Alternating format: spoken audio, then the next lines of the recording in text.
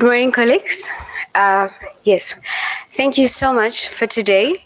Thank you for showing up. And we're actually looking forward for today's event. We have lovely presenters who are going to share their knowledge with us. Um, I'm not going to talk for a long time, but I'm the familiar face you will see probably throughout the day. Yes, I would love to hand over to Professor Susan Birkinshaw. She will be the one doing the opening for this session. So if we may give a round of applause for her. Thank you very much. I just want to see if Wilfred's in the room. Looks like it, yes. Okay. So welcome everyone, and thank you for making the time to be here. I know that it's a difficult time of year with final assessments coming in. Everybody's marking like crazy. You've got students in your offices, so thank you so much for that. Today's session is called Future Proofing Education, Upskilling the Workforce to Thrive Amidst AI Advancements. Now, a few years ago, a Professor Joseph Aoun, a linguist and president of Northeastern University, made a sobering prediction that in the global north, about 50% of jobs will be lost to machines within the next 20 years. In the global south, studies by the World Bank, amongst many other studies, speculate that about 70% of jobs will be lost.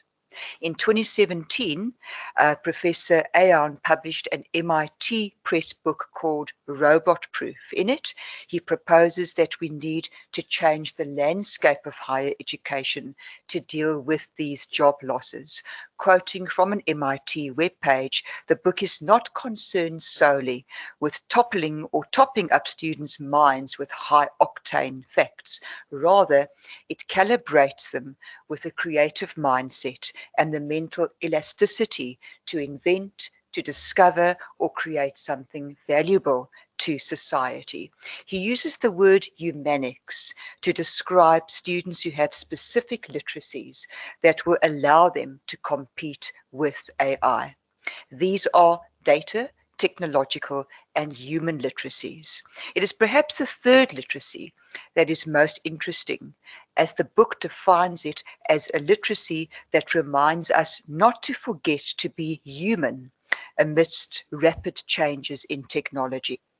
In academic conversations, Aoun speaks about the need for experiential education, the purpose of which, and I quote, is to allow every learner to test his or her knowledge, to make it a reality, to understand what they are good at, to understand what they are not good at, and to understand ultimately themselves and others.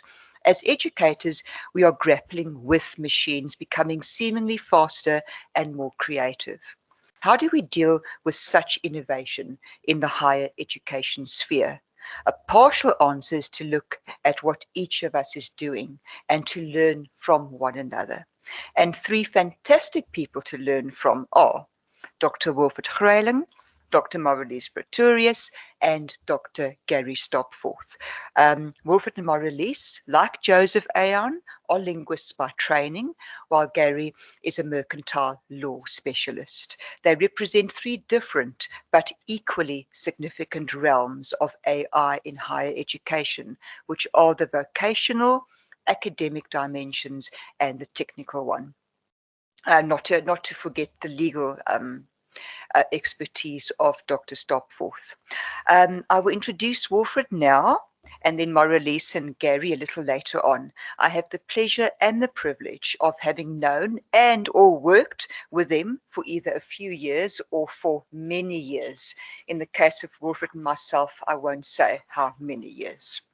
I want to extend a very special thank you to Wilfred for the sacrifice he's making in terms of valuable time. The time zone difference, if I have it correct, is about 10 hours. So it's give or take, I would say about 7 in the evening there. I'm sure that he will be sketching his background to provide some interesting context for us. But Wilfred is based at the Waikato Institute of Technology in New Zealand, where his literacy and numeracy manager. Today, Willfred will be sharing some of his ideas with us about the use of AI in a tertiary vocational education context in New Zealand. His focus is fitting and relevant at this time because just last month, Professor Francis Peterson, Vice Chancellor of the UFS, published a think piece in which he considered the place of technical and vocational education and training, or TVET, in South Africa. With rampant unemployment, Professor Peterson stated, and I quote, TVET colleges have a vital role to play in equipping potential job seekers for the requirements of the world of work and ensuring a more integrated economy.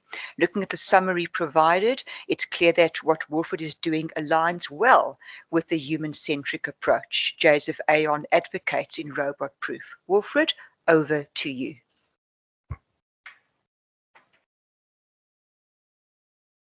Yes, I'll just try to load my screen. Can you all see?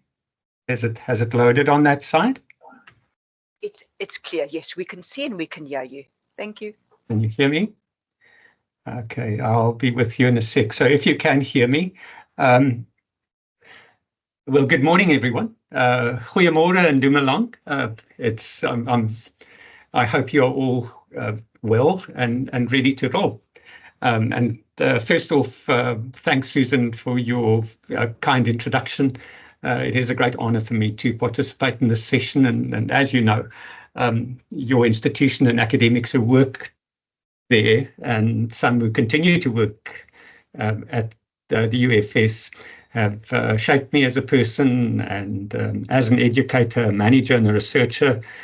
You've had a major influence. That is, if I may be so forward to use those labels in reference to myself. I would like to acknowledge to Ketchipeli Yoni Matloko, who has made the arrangements in the background. Man, that was much appreciated, and that was slick, and the checking was easy, and it all worked. That said, I hope that the session today will be helpful to you. Perhaps here at the outset, before I start, I think I should say what this presentation is not going to be. I won't be delving explicitly into heavy philosophical distinctions or sociological, psychological, or any of those other disciplinary distinctions. Not that those are unimportant. We need to know why we do what we do as practitioners in tertiary education. But I'm also reminded that your focus in the centre is interdisciplinary, and perhaps AI is going to be a wicked problem, or more optimistically, and I err on this side, I think one could argue that AI may help us address the plethora of wicked problems that we face today. So in this talk, I will explain the what, the why, and the how of using AI in the work that we are involved this end as a literacy and numeracy team at Waikato Institute of Technology in New Zealand. So the title of the presentation, I think, alludes to an incremental innovation process, hence the use of the word infusing, and the assumption that AI can be seamlessly integrated into well-established processes in your organization or in our organization. Or not only in our organizations, but in the disciplines that we serve and the value chains that we have to serve. Now, the title refers to my context of work at WinTech. I manage a literacy and numeracy team, and as a team, we decided that we would not and could not resist the positives of AI use in our educational value chains. Our general aim was to lift the quality of our work, achieve efficiency gains, and disperse AI use among the educators in our zone of responsibility. When I say that, the LN team is a team of mentors. We do not work with workshops. We are fully embedded alongside educators. We are a small team, but I think the work that we do is far more effective than the workshop-based approach. Workshop-based approaches we have found and may be different for you, is that they become tick box affairs where, I've completed the workshop, now I can carry on and go back to my office and do or my workshop or my instructional setting, and I can go and do what I did last week and the week before. But let me give you a little bit more detail about our context of work. I've talked about the literacy embedding team that I'm a part of, and that it's an Institute of Technology. It would be equivalent to your Free State University of Technology. The focus of our work is on pre-apprenticeship vocational programs, and we cover quite a range. We cover, for example, the engineering fields, mechanical, electrical and automotive, but also construction and building, including carpentry. We also cover animal care, catering, and sports science, hairdressing, beauty therapy, horticulture, foundation studies, business, and IT. So it is quite a range. But as I said, we are embedded in those fields. We do not have we fly in and we fly out kind of philosophy. So let me give you a little bit more detail about embedded practice. Embedded practice in our context is that we want to take literate and numerate reasoning to solve industry-related tasks, or that is the purpose of the educator. The vocational educator is required to work with learners and create tasks for them where they master literate and numerate reasoning to solve those industry-specific tasks or challenges. And the measure is, we are all focused like a sunflower focusing on the sun. Our measure is to lift outcomes for learners. And to be able to track that, we have a tracking system, and it's based on dynamic assessment. And we can talk about that more at the end. So we have a computer adaptive system. We have a mapping process so that we can establish the distance that learners have to travel to become competent in literacy and numeracy to be able to succeed at the next level. So, but we can talk about that system. So when we decided on an AI platform, initially we started out by going for ChatGPT 3.5 and 4, but eventually two of us opted out and obtained paid versions of the Perplexity AI platform. We can also talk about that. If you want to find out more about Perplexity AI, go into YouTube and simply type in 2 words, go, do, comma, AI, and I think there's an excellent, the YouTuber is excellent in describing exactly what Perplexity AI can do. Enough about context. I think let's talk about the main goal of what I want to achieve. I think that gives you an idea that we are on the interface between schools and pre-apprenticeship level. So that would mean pre-university level. Okay, and the idea behind it is to enhance and to improve throughput. In other words, to get more students to meet the literacy and numeracy demands, but we contextualize it in vocation-specific studies so that they can then go into apprenticeships at level 4 and level 5 and higher. So the main goal for this session is to outline the steps we followed or adopted to infuse AI into our educational value chains. The emphasis here is on educational value chains, and I want to just stop there for a moment. I think that is an important word, a phrase to use. I hope it doesn't sound too business-like, because I think it is about all kinds of values. Educational values it's such a wide range, and there's so much that we have to pursue. The system we work in is values-driven. We have Wintec values. We have 6 values that relate to Maori and Pacific values. So I think in a way that is a very good approach, because then it highlights that the way that we use AI has to be consistent with the values that we pursue. We can take a look, and I will be taking a look at that later on. So that is the main focus of what I intend to do in this discussion. Please keep your notes. If there are questions, feel free to ask them. I will also make my email available. It is available in this presentation, and after the event, you can also contact me. You are more than welcome to do that. So first, I will outline those steps that we follow. It is a broad set of steps, and they are simply a point of orientation for us. And we will illustrate the steps in terms of an institutional report that we lodged. I worked with one of my colleagues, Summer Roberts, and I put it together, and it illustrates all the points that I will be making in the next slide, in the steps that I mentioned.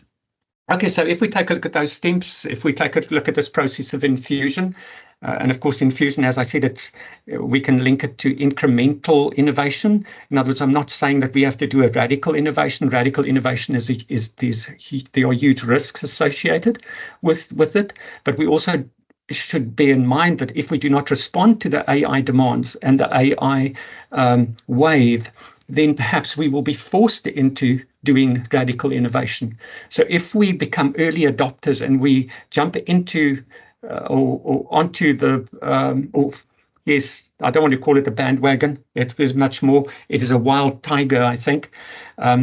Then, of course, we can become, if we build our skills, we can actually respond far better to the demands that will be made. Someone said somewhere, it was either YouTube or I'd read it somewhere, AI is not coming for your job. Someone who is highly skilled in AI is coming for your job. Okay, that is the fundamental difference, that I think people are going to be highly skilled and they're going to take a look at how they can actually mobilize and harness AI to lift their level, become more productive, improve the quality of their work, and have efficiency gains, etc. So I think it's important to remember that. So the first step that we have is to map the steps in the educational value chains in which we are embedded. And I've used you if I'm making a suggestion, and it's a mere suggestion. Step 2 is then to identify the steps where you can gain in effectiveness and efficiency by infusing AI. I'm just going to read them, and then I'll go into the specifics to show you examples. Step number 3, implement the AI intervention for the so identified steps, setting specific objectives, specifying outputs, and noting reflective practice. And step number 4 is about the practices themselves and the values that we activate, and not only the values, but the ethical considerations. We tend to see it just similar to any research project, and that one has to follow the rules of very conservative rules. I think we have to be cautious when we use AI. So we have to adhere to a transparent, retrievable, explainable, and evidence-based approach. And that we can break down into referencing. If you use AI, do you have appropriate referencing in place? I think Taylor and Francis, the journal publisher, they already have certain rules around the use of AI. Whether it should be, I don't think they insist that it should be in the referencing section, but they insist that it should be in the text. There should be responsible use. How do we maintain responsible use? Simply as in our day-to-day functioning. Those are questions we need to ask. Citing AI inputs. Do we track outputs from, and do we check on the integrity? How do we check the integrity of these outputs? Now you might say, oh, but the AI, how can you check the AI? The AI has an enormous capacity, and what capacity do we have to really check? That's why I like Perplexity AI. I'll talk about that very briefly. In Perplexity AI, there's a focus button. You click on the focus button and it will give you an option that says academic research. So if you want to tie it to academic research, it will then be very selective. Its parameters, I think, are narrowed down to academic research, and you can then see exactly where it found its information. I think that takes it from the black box into the white box, if I can use that metaphor. You will see that in XAI, which Elon Musk is talking about, in XAI, it's about moving the algorithms, making the algorithms more accessible and understandable to people who use them. In other words, we want to take things from the black box. Much of what happens in AI is in the black box. We want it to be in the transparent white box. I quite like that metaphor. And then second one is retrievability of evidence of prompts and outputs. I think this is an important point too. So if you want to defend yourself, to show your practice, I think it is just to be honest about the way in which we use AI. So all the files that we've generated for the report that I will be talking about, those reports are available as downloads in our websites. So retrievable evidence of both prompts and outputs. That makes it transparent, and people can actually go and check, and we can develop a critical discourse around the way that we develop prompts, the mistakes that we make, and we've made several mistakes with prompts, often too vague. AI is very context sensitive, so if you build on the context sensitivity of it, you develop the specificity of your requests, then it can give excellent outcomes. And then the first and the third bullet derives from work done, or not work done, but recommendations by the Federal Department of Educational Technology in the US. They have a set of recommendations, 7 or 8 of them. And the very first one is the human in the loop evaluation process, or they just call it human in the loop. We added on evaluation processes and we added on the plural humans. It's better to work in teams. Work in teams, get multiple perspectives on practices, especially with the lack of policy. We do not have policies that govern the way that educators and work. We have some general guidelines such as be responsible, be ethical, and they give you all the ethical considerations that are in the high risk ethics applications of the research office. And all of those are relevant. If you think about anonymity, you think about privacy of data, etc. Okay, so as long as there's a process, we want to keep ourselves safe in this particular AI wave. And so that takes us to the fifth step. Summer Roberts and I produced that particular report. That report has gone into our research archive. It has been made available to the Director of Teaching and Learning. It has been dispersed within the organization. So we share that evidence so that when policies are defined and regulations are defined, there is a point of orientation for them too. And if you can just see it like a bottom-up process meeting a top-down process. But it's always better to start with the top or the bottom-up, because the bottom-up is then almost a biotic growth way orientation in which practices have emerged, and you can actually go into your policy and then simply describe what you are doing in real life. So let's take a look at the first educational value chain that I want to use as an example to cover steps 1 and 2 over there. Okay, I've put that in the header, and there it is. Now that is at the heart of what we do on the literacy and numeracy team. Our first step is to map the LN demands, the literacy and numeracy demands of any given program. So we do it by program, we do it for all the modules, we do it for all activities, we do it for assessments. So step 1 is to establish what the targets are. Because if you do it for a program, oh, well, these are the demands that they have to meet to be able to cope with a course, then we know that we have to establish where they are. What is the distance that they have to travel? And that goes to our next step. But just very briefly about the mapping of those demands. We focus on the following, or the ones that you see over there: listening, speaking, reading, writing, and numeracy. The progressions I should actually have put in their stands. stands, okay? Because the progressions are actually the subcomponents that appear within reading, within writing, listening, speaking, and numeracy, okay? And they are all organized as steps. Step 1 is easy, step 2, 3, 4, 6, difficult. At all levels, for those particular progressions or stands in their progressions, we then have indicators associated. They are textual, they are competencies that learners have to be able to display at those step levels. I think that is important to remember. You remember that initially I talked about dynamic assessment. And dynamic assessment is all about that your assessment tool, the approach that you follow must be aligned with what you've assessed. And then, of course, if it's a dynamic computer adaptive system, then with your item bank, you can then just do the post-assessment again. Have item banks and an online tool, which is, I mean, there are between 4,000 and 5,000 items for the different step levels.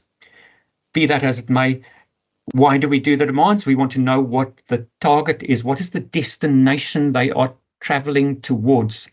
That takes us to step 2, computer adaptive LN needs assessments. We have reading and numeracy assessments. Those are the focal points. We also have vocab. We have starting points, listening and reading. So we cover quite a bit. Our focus in the programs in our care is the focus there is on reading and numeracy. Okay, so when we do these computer adaptive tests, what happens? We build up an individualized LN needs analysis for each learner. Because it's computer adaptive, if they get an item, it starts middle of the scale.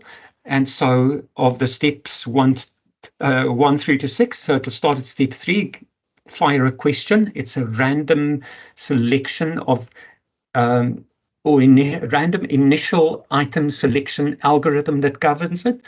And they start at step 3. If they get the answer correct, it becomes more difficult. If they get it incorrect, it goes sideways, it may go to another progression within that particular stand, or it can even go down. But the idea is that they will get it correct, will get some of them correct, and so in that way, it'll go up until the termination algorithm can say, well, this particular student will not obtain scores at a higher level. So the student is then placed on the scale from step 1 to step 6. All the items that have been used appear in a protocol, okay? And in those protocols, we have reading and numeracy intent statements to say exactly what the items tested. Alongside them, we have the progressions. We also, when I say progressions, if you take a look under step 1, the progressions associated with reading or with numeracy.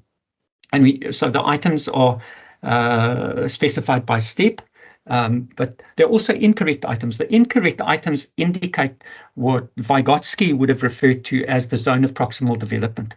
In other words, if you see the correct items would then be current level of skill. If you see it as a big circle, and the incorrect items would then be the zone in which one would intervene.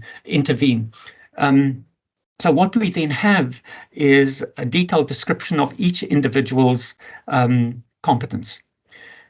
And I think that is one of the uses of AI.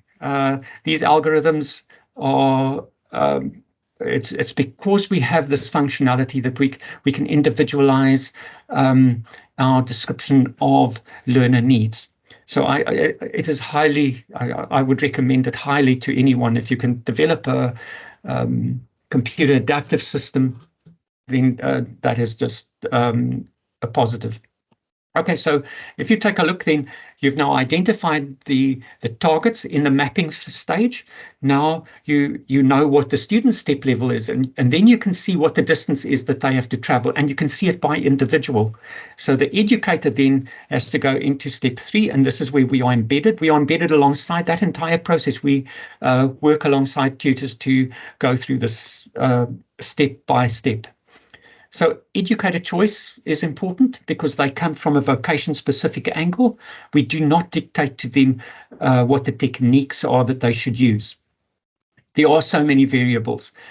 One of them is health and safety, that we do not want to dictate anything to vocational tutors. Often, if you think about mechanical engineering, they have to follow certain rules to be certain that they stay within the regulations for health and safety. So what we do is we have discussions with them and we see whether we can seamlessly build in literacy and numeracy skills. And then we widen it, listening, speaking, reading, writing, all of those become relevant.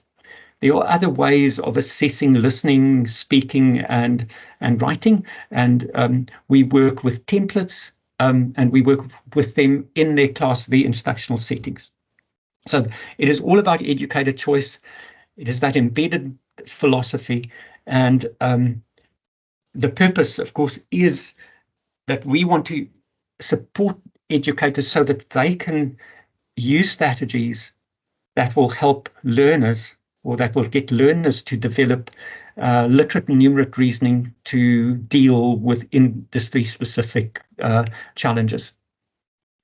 Then there's step 4, progress reporting. And so we have a baseline. So at the end of the program, we do literacy and numeracy assessment. We use the same diagnostic tool. Of course, it's and the magic of it is that it's a computer adaptive system, so that it picks items randomly from the different step levels. It starts at step 3. So when you take a look at them doing it online, it's all online, by the way. And all the screens are different. It's amazing. No one can help anybody. So it's just, they become so focused. And if you introduce a competitive element, we thought, no, we wouldn't go down that road, but it has actually turned out that way for many of the courses, especially electrical, mechanical, and some other programs. I mean, learners want to perform because they can see a vision. And I often think that is at the heart of it all. Learners have to get a vision. And if they have a vision and it applies to us too, then of course we know where we want to go, and it has a motivational effect. Okay, so that is one value chain. To be able to implement this, we have a training process that sits alongside it. It's integrated with the embedding process, and we have a New Zealand certificate in adult literacy and numeracy vocational. We deal with things like elements of the curriculum, culturally responsive practice, lesson co-design. And when we say co-design, we mean that in that training process, a literacy and numeracy team member will sit alongside. It's a one-on-one mentoring system. People within the system, of course, have on occasion objected to it and said, well, how can that be sustainable, or how can that have a good effect? And all we have to do is to take a look at the impact that it has had on learners. We have consistently, over a 7-year period, prior to COVID and post-COVID, we have found that students across the board, across all dependent variables or independent variables, and when I say independent variables, I'm saying enrollment types, I'm saying ethnicities, which is a big focus, school or center. We've found that they come in at a certain level, and when they leave, they have achieved statistically significant gain in your within subjects comparisons. Okay, so we do repeated measures ANOVAs, and we can show that, to give you an idea, the partial eta squared values are 0.5 and higher. The cutoff point for a large effect, I think, is 0.14. So we believe that our system is working, but we want to improve it. So mentored approaches, or the mentoring, perhaps what I want to say about it is that as a team, we want to focus on the Pareto principle. Now, the Pareto principle says that make a 20% move that will have an 80% impact.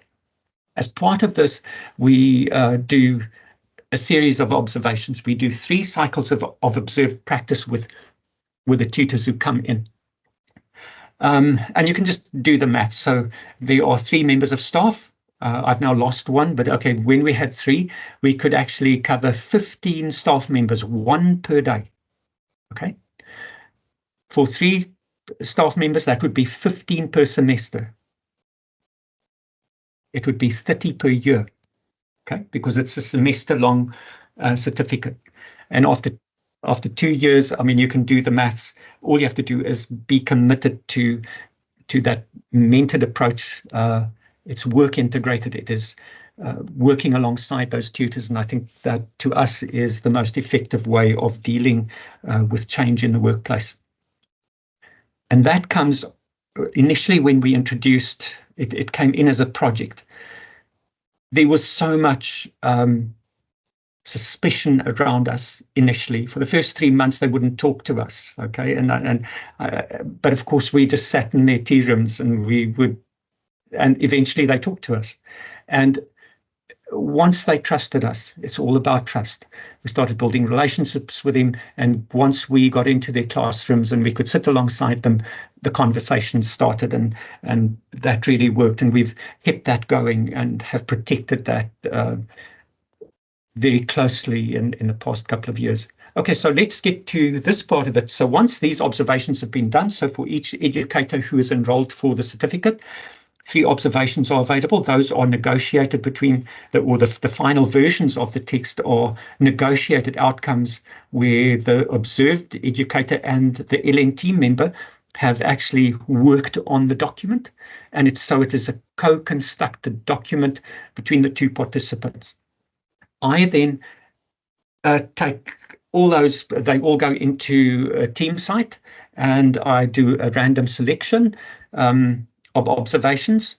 In other words, there are 3 staff members for that example. So for each of them, I select 2 educators they have observed. Okay, so for each team member, 3 of them, there are 2 case studies. So it's 6 case studies. So it's 6 times 3. So we're talking about 18 observations. Those 18 observations go in in separate worksheets as case study 1, case study 2 for each member. And I then do an initial labeling and axial coding of the data to produce a trends report. We have trends reports for a couple of years. They all go into into our research archive. Okay, the reason that I put this in is that when we talk AI, this was where I thought, and when we had the discussion as a team, I said to them that this was where I thought there was a bottleneck, and that especially with axial coding. And I'll explain to you very briefly what axial coding. I hope it's not stuff that you are familiar with. So let's just take a quick look at initial labeling. Initial labeling is, imagine an Excel sheet, insert classroom observation discourse into column A, and then go to column B, label each sentence in column A using the ing plus action, theme, or meaning format, and it looks something like this. So you so when you paste that into your Excel sheet, it's usually a cell in your Excel sheet per paragraph, or there's a paragraph in each cell. So you simply start sentence first, the first sentence, and you label it. For example, it could be that you take a look at the first sentence and it's creating opportunities for pair work. Take a look at the second sentence, but now, of course, you have to create, you insert more rows. So you insert more rows, and I'll show you an example in a moment. Providing performance enhancing feedback. Oh no, there's another sentence. And so you carry on. So let us say that these were the 5 aspects that are covered in that particular, just for argument's sake, in that particular paragraph in the observation. So you do that with the entire 3 observations for the case study. If you want to follow it up, you can take a look at Sharma's 2014. And for axial coding, I think one of the best books I've ever encountered when it comes to coding is Saldana 2013.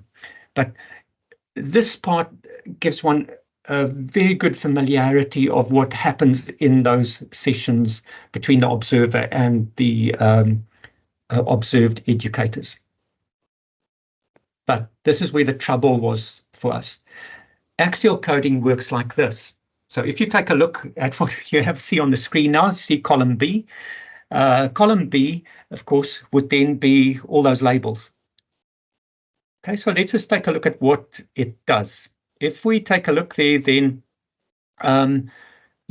creating opportunities for peer work. If you take a look at that, then there's a topic there, and the topic, just for argument's sake, is interactive spaces. So you've got peer work, group work, scenarios, all kinds of role plays, the full discourse of the main discourse of the classroom, etc., or of the instructional setting. So we can then say that that is a topic for label 1. And you can then mark it as a 1, because that is the source of that particular topic. Go down to providing performance enhancing feedback. And of course, that appears next to column C and column D as the heading performance enhancing feedback. And there's a kind of a definition there, providing performance enhancing feedback to learners. Level 3, meta talk, that is then in the third column. Of course, you want to, it's reductionist because you want these labels to, you don't want a proliferation of themes at the top of your Excel sheet. So then you go back to level 1 or to label 1. So if you take a look at label 1, it's in its column. Yes, there's a 1, but is it related to performance enhancing feedback? No, it isn't, because performance enhancing feedback is about the student's performance, something that the student has done in the learning domain. And so then you put in a 0. But creating opportunities for peer work, if you think about that, then of course it could be, yes, it's talking about communication. It's saying, well, today we're going to do peer work. So you are talking about the structure of the session and one of the interactive spaces that are that you will be using. So that would then give a 1 for label 1 when it comes to meta talk. And in that way, you work through all your labels. Where's the bottleneck? I'll tell you where the bottleneck is. Can you imagine what happens if you have 15 themes at the top and you have 500 labels? The implication of that is that you will have 7,500 ratings to do. Our argument was that we had to find an alternative, and we felt that AI was the intervention that we wanted to implement. Why is it is the old way, what we did before? You have analyst fatigue, you have analyst inconsistency, and I can talk a lot about analyst consistencies. I tried many ways of overcoming this. And then once I'd finished, in the previous report, I had 18,000 ratings. And I passed it on to the team and I said to them, let's split it 3 ways. You do just chunks, random chunks, and tell me what you think. And they said, well, it seemed plausible. And in the end, we ended up in arguing, okay, should it be a 1? Should it be a 0? And so we thought that AI would be a great replacement, because an algorithm, when it is executed, does not fatigue, I would say. It's not like a human being, so it was a useful application that we could pursue. If we take a look, then I've talked about that's the example, just very briefly. That is the example. There you have on the left of the screen, you can see the discourse, and then in the next column you see all the INGs, and then you see label number. Okay, label number is just I tend to label them so that you can maintain the integrity of your data file, and then you have all the themes at the top, just by way of, so you end up with a big matrix of 0s and 1s. Of course, you can then do descriptive statistics. If you can get past the ratings stage, you can do descriptive statistics at the end of each row or column. You can then work out totals. You can go into Excel. In Excel, you can do a radar graph, and you can have you can show how those themes are connected and which ones are, what the proportions are. A radar graph works well, but you can do other things too. And you can do cluster analysis. You can do principal components analysis. And in the previous reports that we've done, we used all of those methodologies, and the outcomes were interesting and I think useful, because it showed us that these themes are interconnected, and that we should not have a fragmented view of what happens in classrooms, and that one can build up a comprehensive, integrated perspective on what happens in those classroom observations and indirectly in those worlds of meaning of both the educator and the LN team member. So what did we do? I've talked about how it exhausted us, and that an AI-assisted analysis to enhance reliability and achieve a gain in efficiency. That was our target. That was we were after that. And this was the first prompt. So we had analyzed, had done the initial labeling, 502 for the one case study and 538 for the other. We analyzed them separately. We took the one to cross-validate the others, or the other. So we took the same prompts, applied to the second case study. So 2 case studies. I then, at the moment, I'm working on case studies 3 and 4 for the second a tutor or LN team member on the team. And it is just very interesting. We will do a comparison eventually of 6 of these sets of outcomes. So this was the prompt. Imagine that you're an applied linguist who has followed Sharma's 2014 to produce an exhaustive thematic labeling of 3 classroom observations.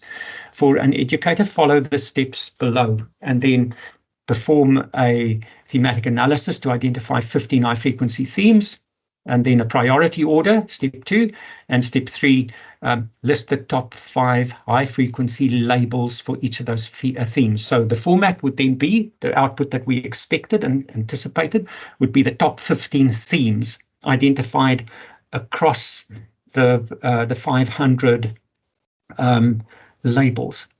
And underneath each theme, we would have the 5 high frequency and top labels that were associated with the theme. But we didn't stop there. We also put in triadic thinking and organizational objectives. Step 4 of our process was, we said to the AI, select 4 triads of themes from the 15 to show how the thematic categories are interrelated. Okay, so we just wanted it to tell us how randomly how 4 of them were connected. And then step 5 was about Toyamai, the culturally responsive framework. We stated, as you can see in the prompt, the 4 goals associated with that particular excellence framework. The first is akonga-centered practice, which is learner-centeredness. Te reo, the Maori language, but also it's alongside it, acknowledging all voices in the instructional setting. And then Maturanga Maori, which many people here translate as Maturanga knowledge, and it is much more than that. Our research, and I confirmed it, is that Maturanga Maori is much more. It is the modes of thinking, being, and doing in that particular culture. And so we put that in. And the last one is transformation, or whakaumu. So we wanted to know whether the labels that we had generated were consistent with those particular goals. Let me show you what the outputs showed us. So if we take a look there, the high frequency themes and top 5 related labels, here they are. Assessment and feedback, that was the top theme, and the 5 labels.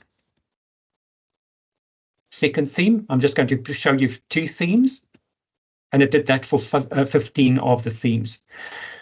We then decided that we would continue with the gerund, or the ing word at the start, and use that as a framework for defining the themes. And so we generated that one there, providing assessment opportunities and performance enhancing feedback and in that way, I'm giving you 7, showing you 7, there were 15. So all of them, we cross-validated against the labels that were included as high as the top, the high frequency labels associated with those themes. This shows a practice, and that practice is that we prefer not to use AI discourse. So the AI output, we tend to edit that output and change it. It's also evident from the following, as far as the triads are concerned, triads of themes. So this is what the AI did. So again, we unpacked it in this way with the INGs. We identified the theme where they were situated on in a table. So there's a table with all 15 for both case studies. So for case study 1, theme 2, theme 5, it follows the ING format that we mentioned. We were not happy with the AI account, and we're not saying that it's AI's fault, we're saying it's our fault. We didn't want to go back into it to rerun. We decided no, we would simply use the outputs that we had, that we were able to obtain. If you take a look there, we researcher elaborated account. We sat down and we decided how we would elaborate the bit in italics. And what you see over there is that account. But again, as I said, it could be the way that we crafted the prompt. And I think prompt engineering is going to be a significant part of any module on AI use. Let's take a look at the last one, and I'm very close to the end. I'm sorry, I can see the time is running out. You'll remember the bit about Toyamai and those culturally responsive practice goals. I'll just cite goal 1 and goal 3. It said, well, before giving us a table with the following the information that you can see, it said, yes, these labels are consistent with the goals of the Toyamai framework. And there we go. These were the ones. So enacting a learner-centered practice, or enacting learner-centered practice. This goal number 3 was about accommodating Mato-Ranga Māori modes of thinking, being and doing. And then implementing Mato-Ranga Māori. All of the language that you are looking at is language that we produced, nothing from the AI. If you take a look at the goal and the way it has been defined, that was how we defined it in the prompt. So we tend not to use AI formulations. Perhaps it's just because we have a very conservative and cautious way to deal with this particular tool. And that brings us to the summary. I'll be very quick, leave time for some conversation. Our first intention was to infuse AI-assisted support into the steps of the educational value chains within our zone of responsibility. And we wanted a point of orientation.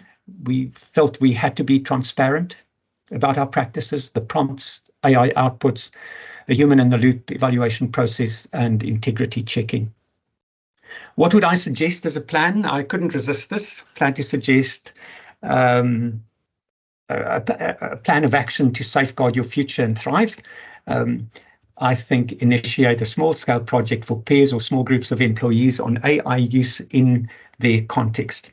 And it's vaguely defined because it's much more than just the academic. I think it's our entire system is going to be affected by AI. And how to do it? The task is performed weekly, duration 1 hour per week. During the week, how could you use, or how have you used AI to enhance your processes to achieve efficiency gains? Okay, just you can play with that. And then write a brief summary. So 240 words, that is not even a page. I think it is a half a page. Is it about a page? Perhaps a page. And insert the evidence into AI with the following prompt. Imagine you are, and then put the workplace identity of your group or of yourself in there. And then this is what you ask it to do. Please identify, oh, there I've put in please. I put that in because you never know with these, with AI, it might just remember down the line whether one had manners or not. Anyway, please identify 3 positives and 3 potential points of development in the following account of my or our practices, and then you put in the summary. And it is amazing what it does. I've been doing this with an electrical engineering tutor, and it's amazing what has happened over the past 4 weeks. I have 4 weeks of data where we've actually played with this cycle. Upload the prompt and the AI output into a project database and develop an institutional AI engagement narrative, one that you can all buy into. And that's the sum total of what I have to say.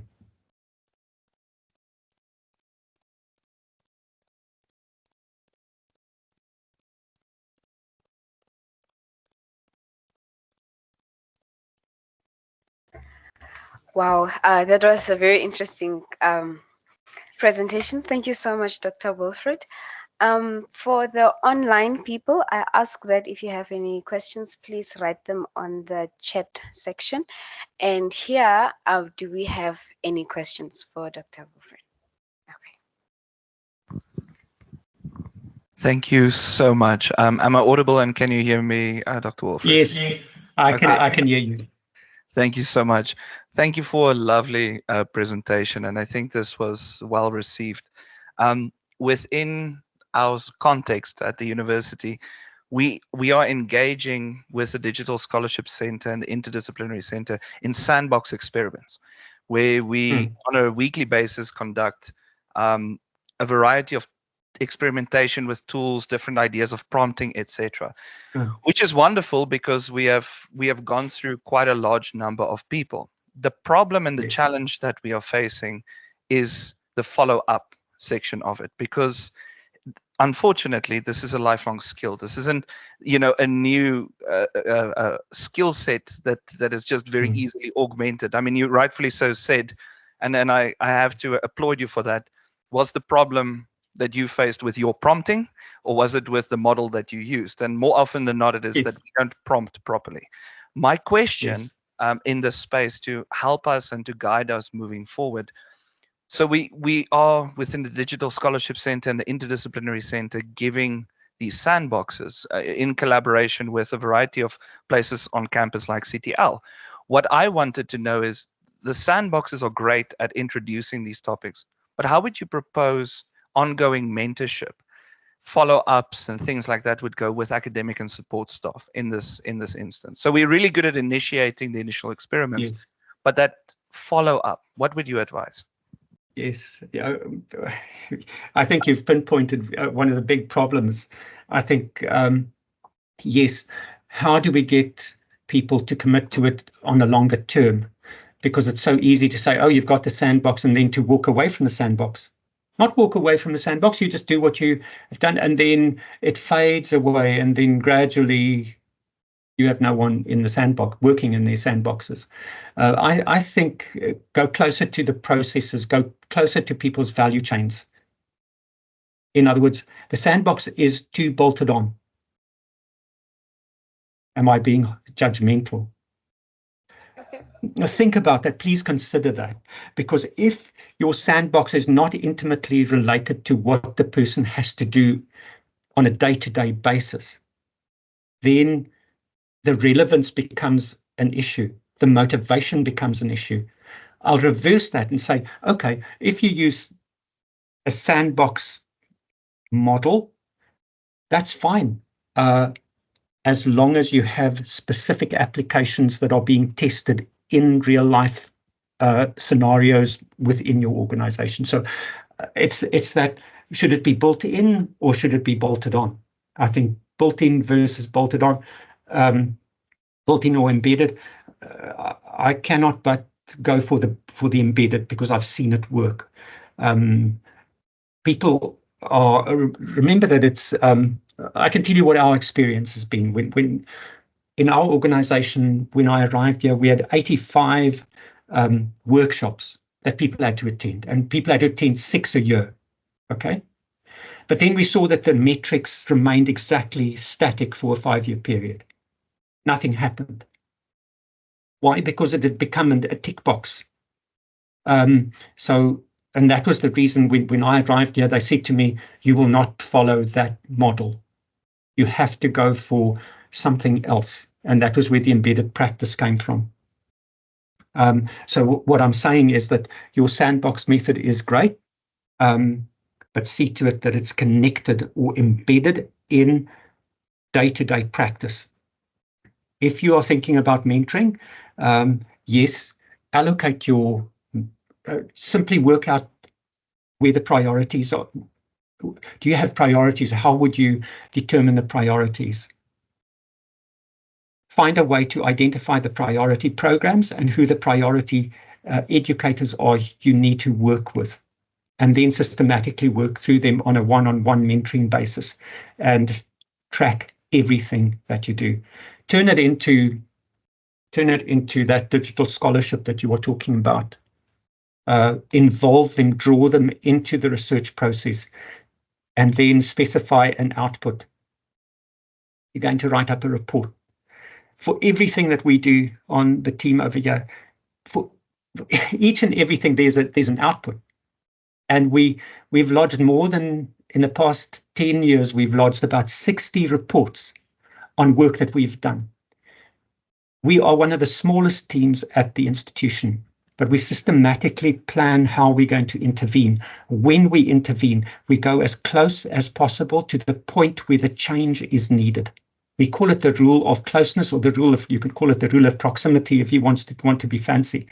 Proximity means that you go to where the trouble is. Where do you want to change? Go there, plan there, do there. I don't know whether that answers your question.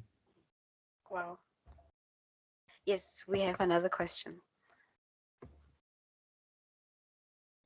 Thank you so much, Wilfred. This has been fascinating. My question is about what you said about building prompt engineering skills into modules. Now, coming from a language background, it's kind of like the chicken or the egg.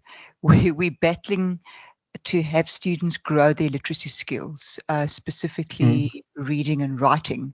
So what are some of the, what's the practical advice that you could give? How do we approach prompt engineering in modules where students' foundational skills are still a bit sketchy?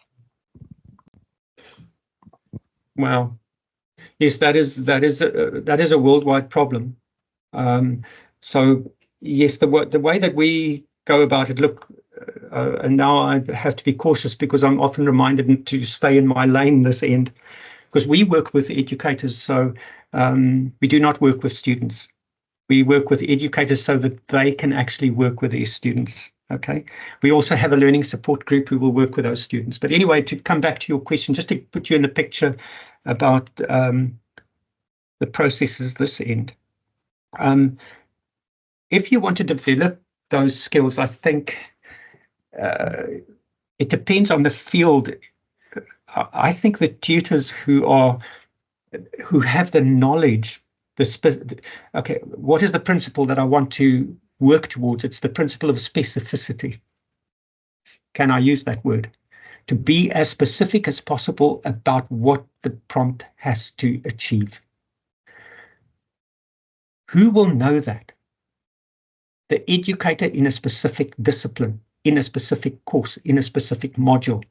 So this is, how is that educator going to scaffold that process? Not how can you come from the outside and do it? You can get someone from the outside to come and sit alongside them. You have teaching and learning coaches at your institution. Get them to find out more about prompt engineering and let them sit alongside your tutors. The best intervention we have found is actually what the tutors do, what the educators do. It's not what our support staff do. They do good work, but they are too thinly spread. It is what the educators are capable of doing. So when it comes to that prompt engineering, learning coaches can sit alongside them, and because the first line of defense is always the tutor or the lecturer or wherever that module, whoever is offering the module. So I would say, if you have learning coaches, and I think you do, let them work alongside them. I think that is a challenge for the educator. And then, of course, when it becomes, it's amazing what they can do. We have tradespeople. I no longer suggest to them what they should do. I ask them, how do you think should we solve this problem? I don't go in there and say to them, look, this is how you write the prompt, for example. It's a little bit different here, but I ask them, well, what is it that you want to know? And how do you think this can pan out? Now, just think about someone in philosophy or sociology or any other field. They know what should go into the prompt, so that the specifics of it, I think, will be important in prompt engineering, and only the academic expert will be able to provide that the specifics that should go into it. But anyway, that's just my guess. I would have to think about that some more. Okay, thank you. Yes. We just have an online question for an academic who has never used AI before. How would you advise and convince them to start? Well, I would say to them, enroll on a free version of Perplexity AI. I'm biased, or ChatGPT, and begin to experiment. The reason that I like Perplexity AI is that it has that button where you click on academic research, and it'll actually give you can ask it any question. I would say a hands-on approach. Enroll, go for the free. There's a free version of Perplexity AI. It'll give you, if you click on that button, it can search either the whole internet, or it can just do an academic research type search. So the parameters are then redefined. But the output, ask it any question. Begin to experiment. I think that's the way to get in. That was how we got in. We simply enrolled and we started asking questions. And then we discovered we disabused ourselves of things that we thought were true. Of course, then some of our colleagues said, oh, but how do you know what the AI had said to you is true? In Perplexity AI, you can go to the actual references that were used. It is amazing what Perplexity AI can do in terms of its referencing. So in terms of trust, I trust Perplexity AI to give it to me warts and all. In other words, wherever they have gone to find that information. So I would say Perplexity AI is an option. You can also go for ChatGPT 3.5, which is a free version. But I would say experiment. Okay, how would I experiment? I can tell you what I did. I wanted to catch it out. That was why I went in there. I thought, well, and I did actually. In 3.5, I went to texts that I had studied and that I knew relatively well. And I asked the specific questions, and the questions were about personal construct psychology, which I studied for some years. And I went to some of the key concepts, and I said, well, there are 11 corollaries in Kelly's 1955 publication. Can you give me an outline of all 15? And initially it got it wrong, but it was actually the way that I had, and then I discovered that it was the prompt that I had used that was suspect. But of course, that is the way to learn. I think do it hands-on. Take a field that you know well, put specific information in there and check what it can do. See what the, when you download Perplexity AI, there are internet references or URLs that'll take you to all the sources. Sometimes it'll give you 10, 15, 20 sources where the information was found. And Perplexity AI tells me that we have no choice. We have no choice to walk away. We have to engage. We have to be on this wave and use it for good. And when I say that, I don't just say it. I'm saying it because we have to activate values, and we have to have good examples of how AI can be used for a good purpose, for developing vision, for finding solutions to the problems that we face. It is going to be used for negative, for destructive purposes, no doubt. So I think let's be on the right side of that equation. But to the person who asked the question, well, yes, just experiment, enroll. It is free. Enroll, get into it, and you will soon discover. Just be careful not to become addicted initially.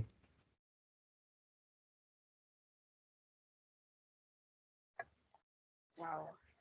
Um, I see Dr. Grey Stopforth on online. He commented there. I'm going to call Dr. Grey to come forward and just explain your question, if that's okay.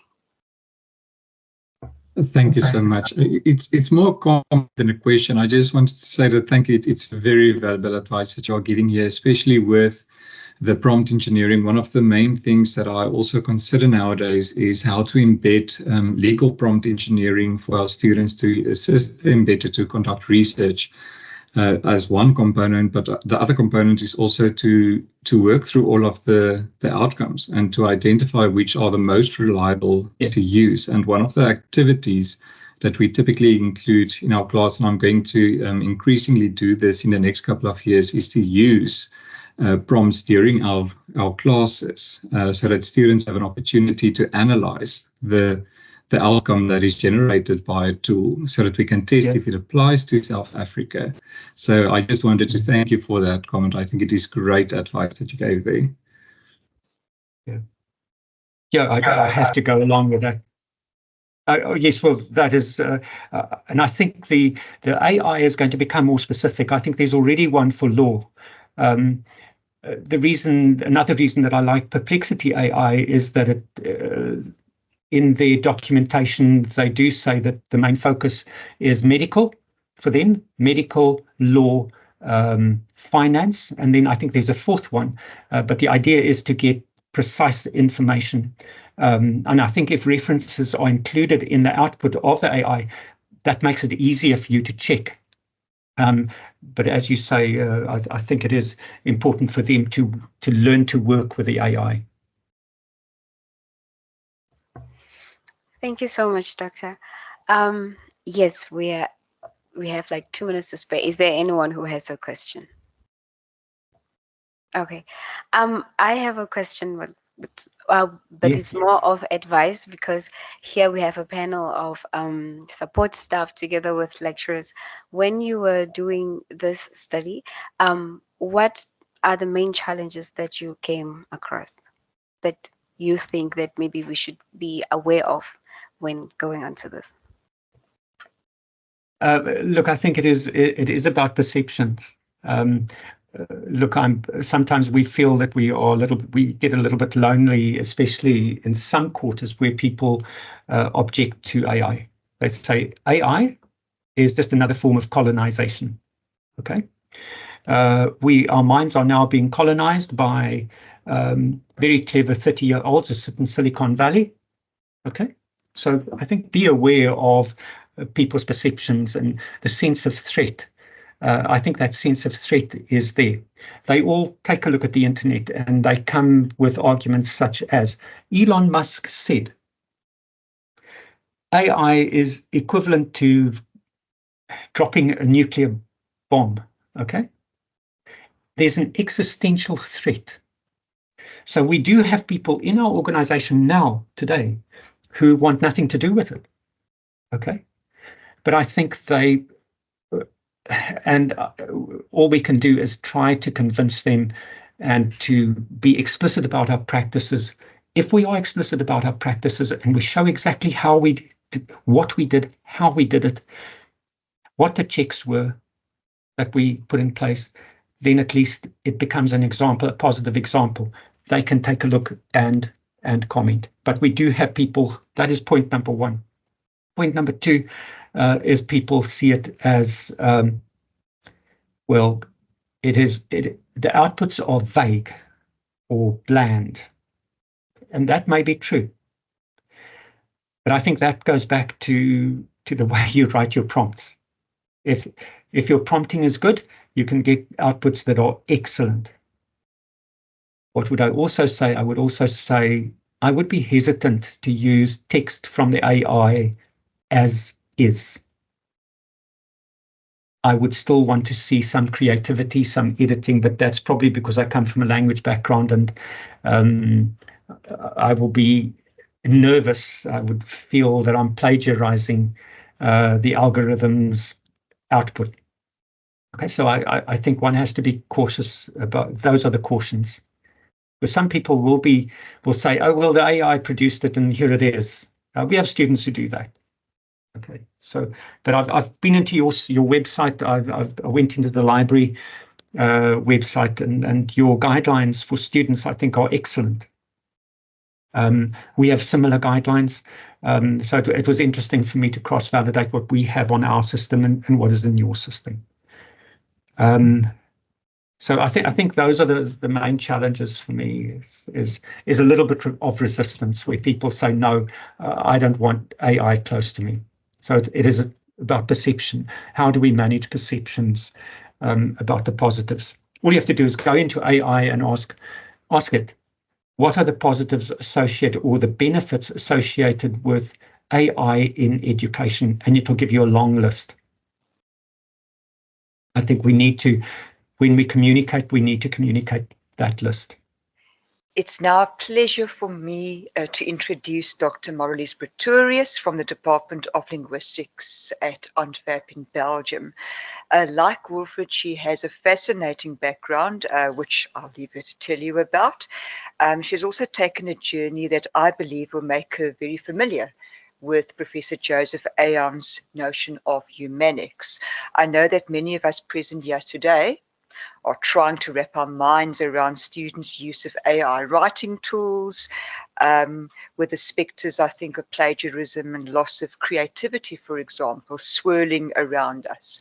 I'm optimistic that Marilize's presentation on AI tools in the context of writing will trigger some useful ideas on how to prepare students for the world of work. I thank you, and it's over to you.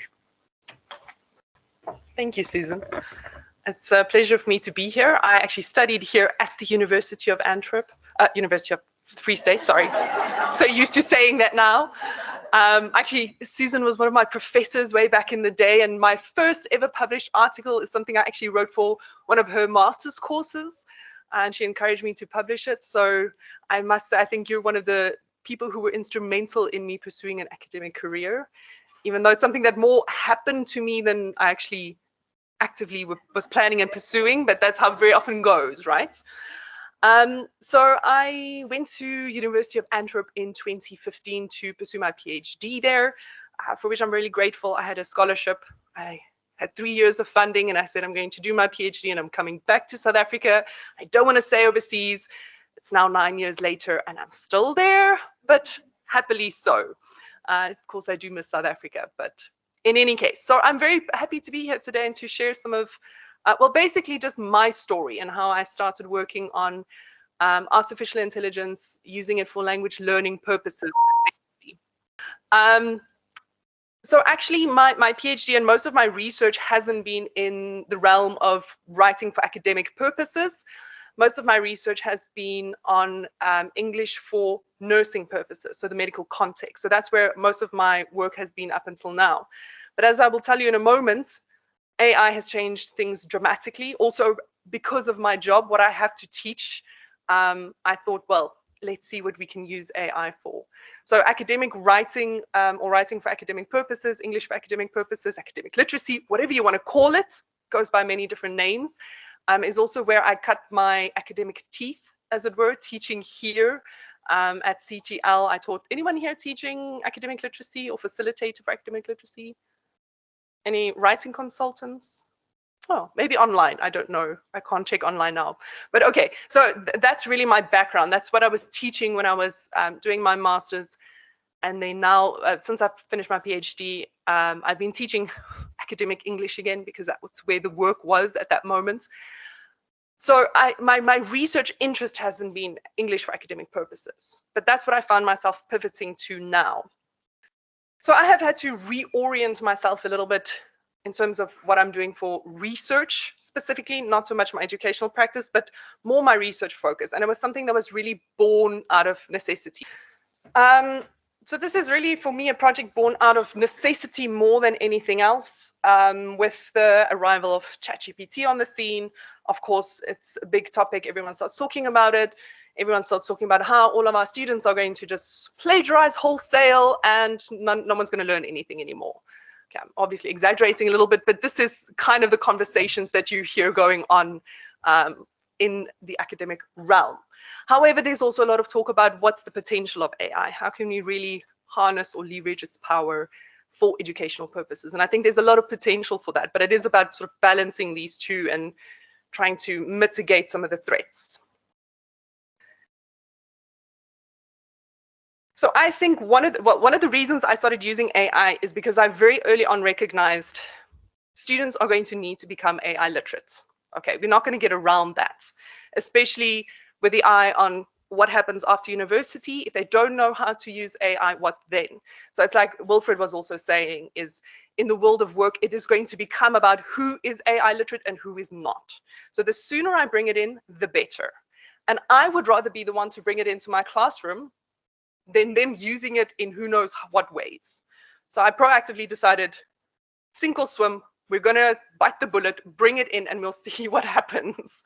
So whether it was the right approach or not, I don't know, but we'll see what the data tells us. So I wanted to try and develop my students' ability to use it critically, responsibly, and effectively. Now, what that entails, I'm not quite sure yet how we define that or how we measure that, but I think that's one of the interesting things, is figuring out how do we quantify this and how do we teach this. So more specifically, in my context, what I was interested in, and I think this is something interesting that Wilfred commented on. Someone asked the question, I think you were asking the question about how do you get people to follow through after a sandbox experiment? Well, I started from, I have a very serious problem.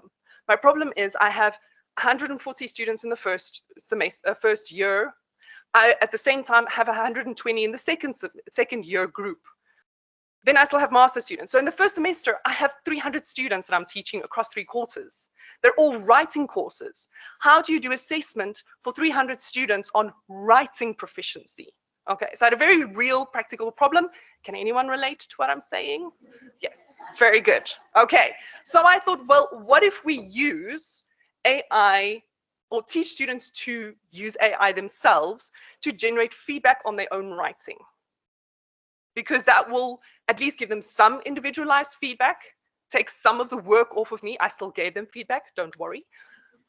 But let's see what we can do with this. Okay, so part 1 of my talk today is going to be on how I use ChatGPT, or had my students use it, as an automatic writing evaluation tool, AWE as we often call it, in an academic English course. It's really the student's perspective on how they experience this, and you'll hear me reflecting on their reflections. So it will be this a little bit of back and forth. I'm also going to talk a little bit about an AI project that we've just started. It's called the AI Write Project, basically, and it's about using AI tools for writing. So it's about integrating advanced technology into writing curricula across Europe. So it's a European project, but I think there's some interesting things happening there that I think we can bring to South Africa.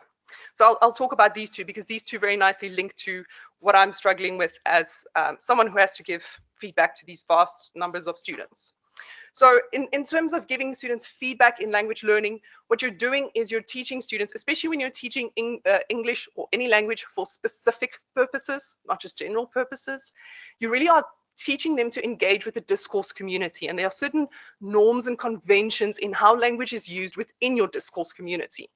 So that's what I'm trying to bring them towards. Now, in order to do, or to learn to adhere to those norms and conventions, one thing you need is feedback, because you don't know if you're performing, if you're meeting people's expectations or not. And so I've been working on this concept of accommodative competence. So this comes from my work in nursing, but I'm now applying it to academic language use. And so accommodation, anyone familiar with communication accommodation theory? I see some nods here and there.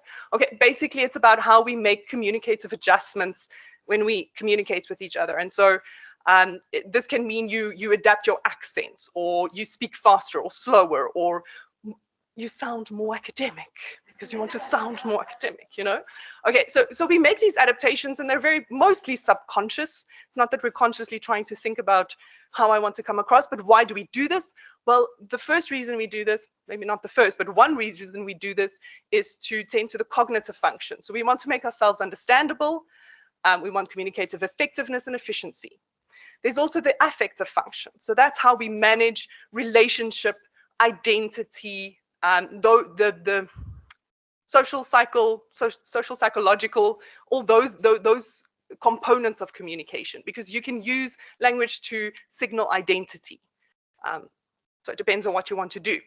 But to be a competent accommodator, and we will very often learn to do this in our first language, but even if English is your first language, when you learn English for academic purposes, it is like you're learning a new language, because you're having to use your linguistic resources in very unique, different ways that you've never used them before. So you have to learn to accommodate to your audience.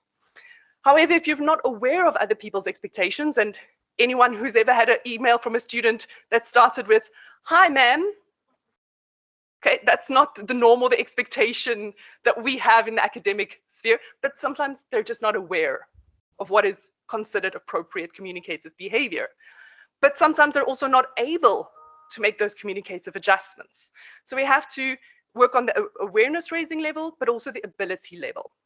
Okay, and that's what partly drives people to become competent accommodators, how to make their communicative adjustments in the academic context. And so feedback is essential, because if they don't get feedback, they don't know if they're meeting the expectations or not, or on what elements. So they might be doing really well on vocabulary, but their structure is appalling, or whatever the case may be. And Susan's nodding along, so yes. So they need feedback, and they need very often individualized feedback. That's what they want. Not what I can give necessarily, but okay. So the context, so I teach English proficiency courses. We call them academic acculturation courses, basically, but it's academic literacy, English for academic purposes, call it what you like, at the University of Antwerp in Belgium. So my students are typically students of literature linguistics and or film and theater, so solidly in the humanities or the arts, actually, in our case. And today I'm just going to show you some of the results from, or the students' perspective, basically from the first bachelor course, just because I can't do it all. But the first and the second bachelors, they had sort of a similar-ish reaction. I think the second year students were a little bit more critical, but there's all kinds of reasons for that. So I'm just going to talk to you a little bit about what they found, what was their experience in using ChatGPT as a writing assistant. The English proficiency level, it's what we say is a B1 on this Common European Framework of Reference. It's pretty much equivalent to what you guys expect students to be able to do when they graduate from high school here, in terms of English as an additional language. So actually we've done tests and we've shown that students at the University of Antwerp and here, well, actually in Potchefstroom, their level of English when they graduate is approximately the same. Okay, so English is also an additional language for our students. They are speakers of Dutch as their first language. They take French as their second language, and then they take English as an additional language. They also do a little bit of German, but that doesn't really count anywhere. Okay, so English is not an official language in Belgium, but it does function as the lingua franca, because there's a lot of tension between the Flemish Dutch speakers and the French speakers. So there's a bit of a tension there. There's a history there as well. But English then comes sort of out of this as the neutral third language that they use to talk to each other. Of course, it's also a global language. They want to learn English because it will open doors for them professionally. So what did I do? So at the start of the course, this was in September of 2023, we didn't even have an AI policy yet. And I thought, well, better to apologize later than to ask for permission. So I just went ahead and jumped in. So first, I just gave them some links to institutional policies from other institutions, information about AI, especially on the ethical side. I had them discuss this online in groups. They had to propose in their groups rules for how we should use AI in the classes. So I had them do the work. I then took those, and I must admit, I did use ChatGPT to help me synthesize the responses. I didn't do it all myself, but yes, I did check its output very thoroughly. And then I presented them with a set of rules for how we're going to use ChatGPT in this course. And I asked them all to commit to following those rules. So I tried to really make them take ownership of these rules, that it's not top-down imposed on them. They then had a series of writing tasks, which culminated in an argumentative paper, actually an essay, I would say.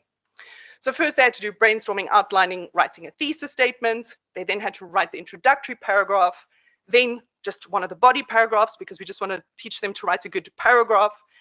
how to build argumentation into your text, so using academic sources, for example, and then writing a conclusion. And then in the end, they had to bring it together into one paper. So it's a bit of an artificial process. I mean, no one really actually writes papers like this, but yeah, you do what you can when you only have so much time in a course. So we sort of built these different steps. And so each of these were little assignments that they had to do. And in the end, they had a whole paper that they would submit for grading.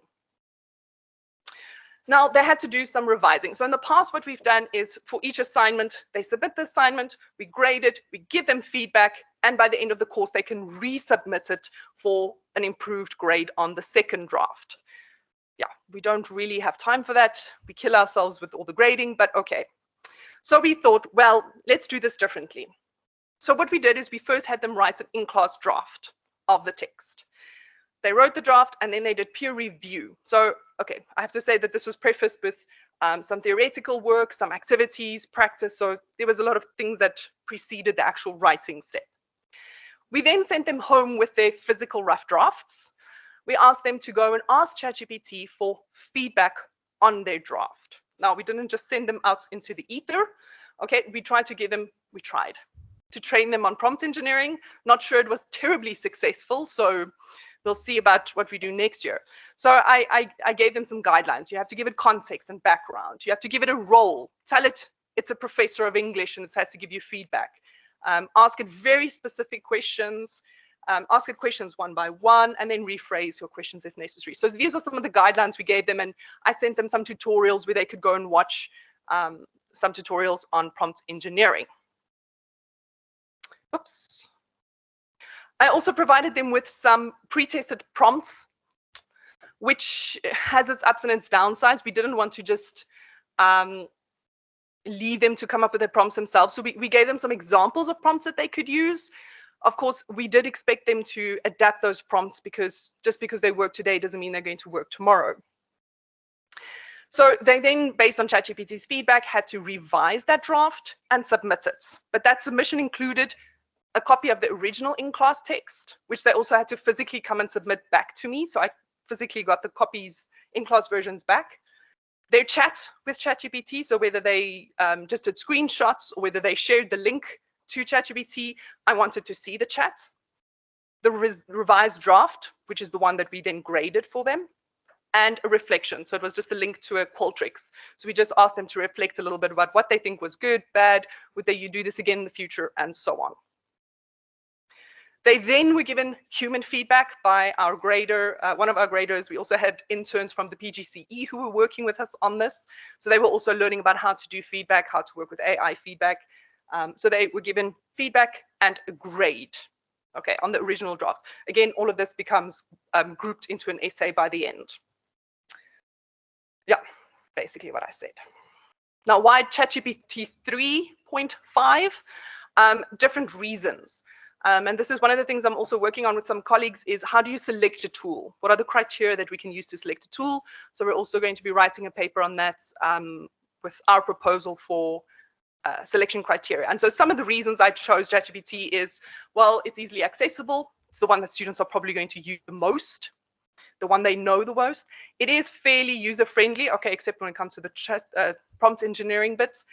What I like about it is it gives feedback on higher textual levels. So something like Grammarly, it does spelling, punctuation, grammar, and those things. But I really want to, and this something Gray was saying earlier, is I really want to see how you can use it as a tutor to help them think through the reasoning process. How do you build an argument? So that's what I was really interested in.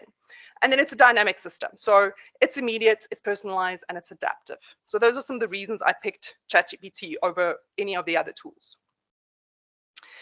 So I then conducted a post-course evaluation. So after they've done all of this, I had 94 students who responded. I made the questionnaire completely anonymous because I asked them about cheating and I wanted them to be honest. And you'll see why in a minute. And I also, of course, took care of all the ethics, informed consent, and all of that. So I'm just going to show you a selection of the results from this questionnaire because it's too much just for one presentation. And I'm curious to hear what you have to say about this and your reactions. So it's the students' reactions, but I also want to hear your reactions to this. Okay, so to what extent did you follow the suggestions made by ChatGPT? 0 being none at all, 100 being all. The mean was 57. Okay, and what's interesting is I've had some of my master students dig into this data to actually look at the actual chats that they're having with ChatGPT, categorizing the kind of changes that they were making to their texts. And they say they found that the students actually didn't use, they feel, the majority of ChatGPT's feedback, which is quite interesting. Why? I guess there's all kinds of reasons why. Those who didn't typically use it, they say it doesn't seem correct. Okay, so that's the one thing I think they gained is I taught them to be critical. Okay, and the other interesting thing is many of them said it sounded like it's not my text anymore.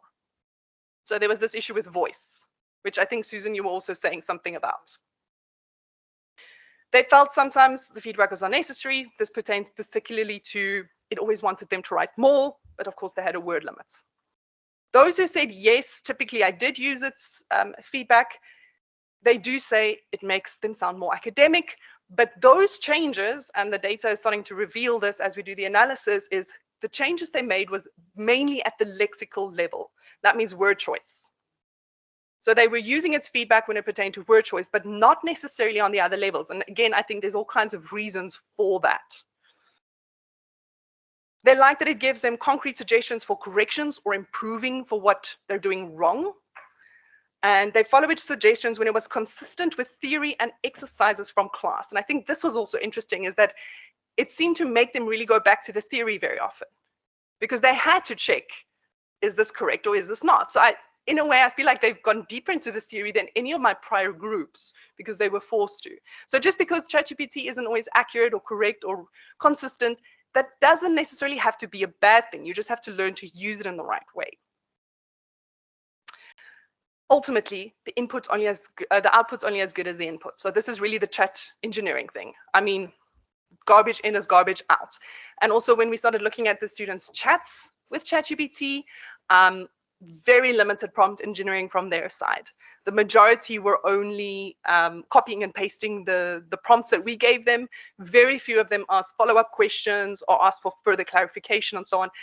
And yeah, I think the data, the adaptations they made also show that. So this is one of those key things is, well, okay, students also feel like, oh, this is another thing I have to do. Oh, am I going to have to ask more questions of ChatGPT? Let's just do the exercise and get it done. Okay, so there's some more thinking that we have to put into it there. We also wanted to gauge sort of what is their affect, their experience. They did find it highly, I don't know if I can point, interesting. So red is agree here. Positive experience overall. Useful, yeah. Engaging, motivating. Okay, so we have to dig a little bit more there maybe to see. I also don't know if they interpret motivating and engaging the same way I do. So we'll have to dig a little bit and see what's happening on the levels of engagements and motivation. Do you intend to use ChatGPT in the future to revise your text in other courses? Probably yes. Close to 60% said that. A couple said definitely yes. And I'm doing a follow-up study with a colleague who has these same students in the second proficiency course. So we're giving them the option to use ChatGPT in the same way. It's not a requirement, but they're allowed to do that. And then we'll do a study to see how many of them did actually use it.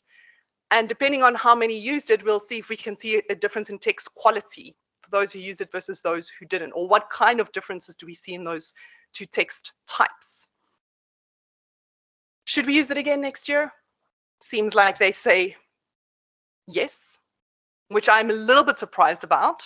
Well, a little bit. I thought they probably experienced it more negatively than they did in reality, but they were quite positive actually in the end. Why or why not? They say, well, students will use it anyway. Best for them to learn to use it correctly, which I agree with. Maybe they're just echoing me. I don't know. Students should learn to that it is not always reliable. And that's definitely one of the things I wanted to show them. It's not always reliable. So be careful. You can't just have it generate your assignments for you. It helps students improve their writing. You have your own personal tutor available 24/7. And I definitely think this is one of the things we need to tap into. Low threshold for feedback. It's less scary than the professor. Yes. But they said we should have strict rules and guidelines. And so they were also saying, share your chats for transparency. And so this is also what Wilfred was saying earlier, is referencing if you use ChatGPT, how you've used ChatGPT, and making sure it's retrievable. So that's also something we'll build into the subsequent courses. Then, are you tempted to use ChatGPT or another program to write your assignments for you? And majority said no, interestingly. Okay. I then asked them, have you ever actually used it? And the majority said, no, they have not used it, which I think is going to change over time. Okay, this was anonymous, so I'm hoping they were truthful in this.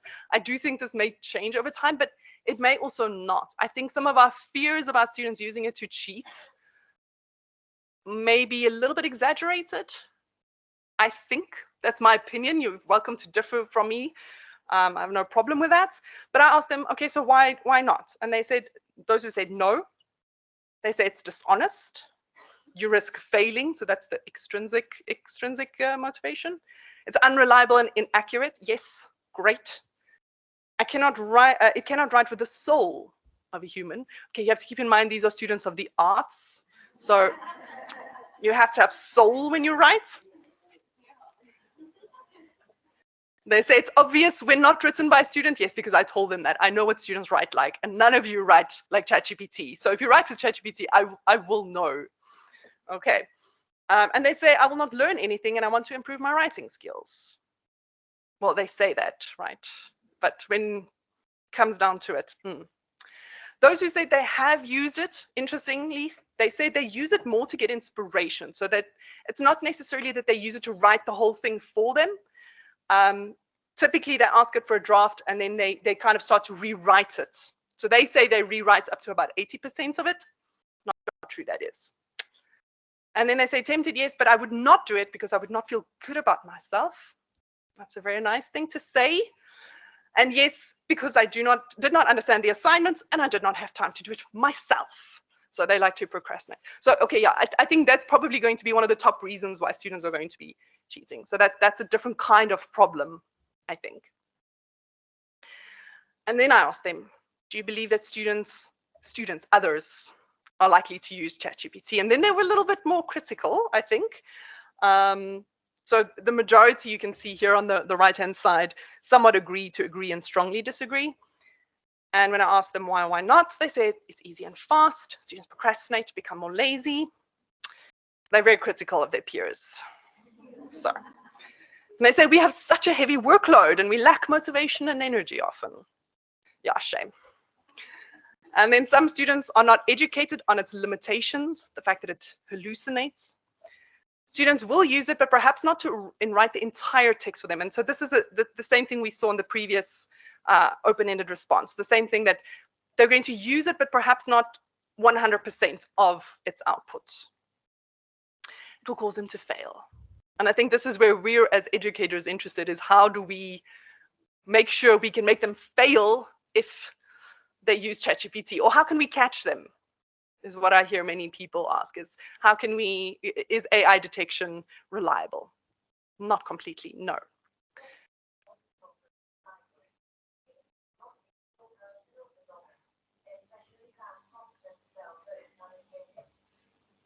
Okay, very good, thank you. Moving along. Yeah, AI in action. Okay, so I also asked them an open-ended question about student voice.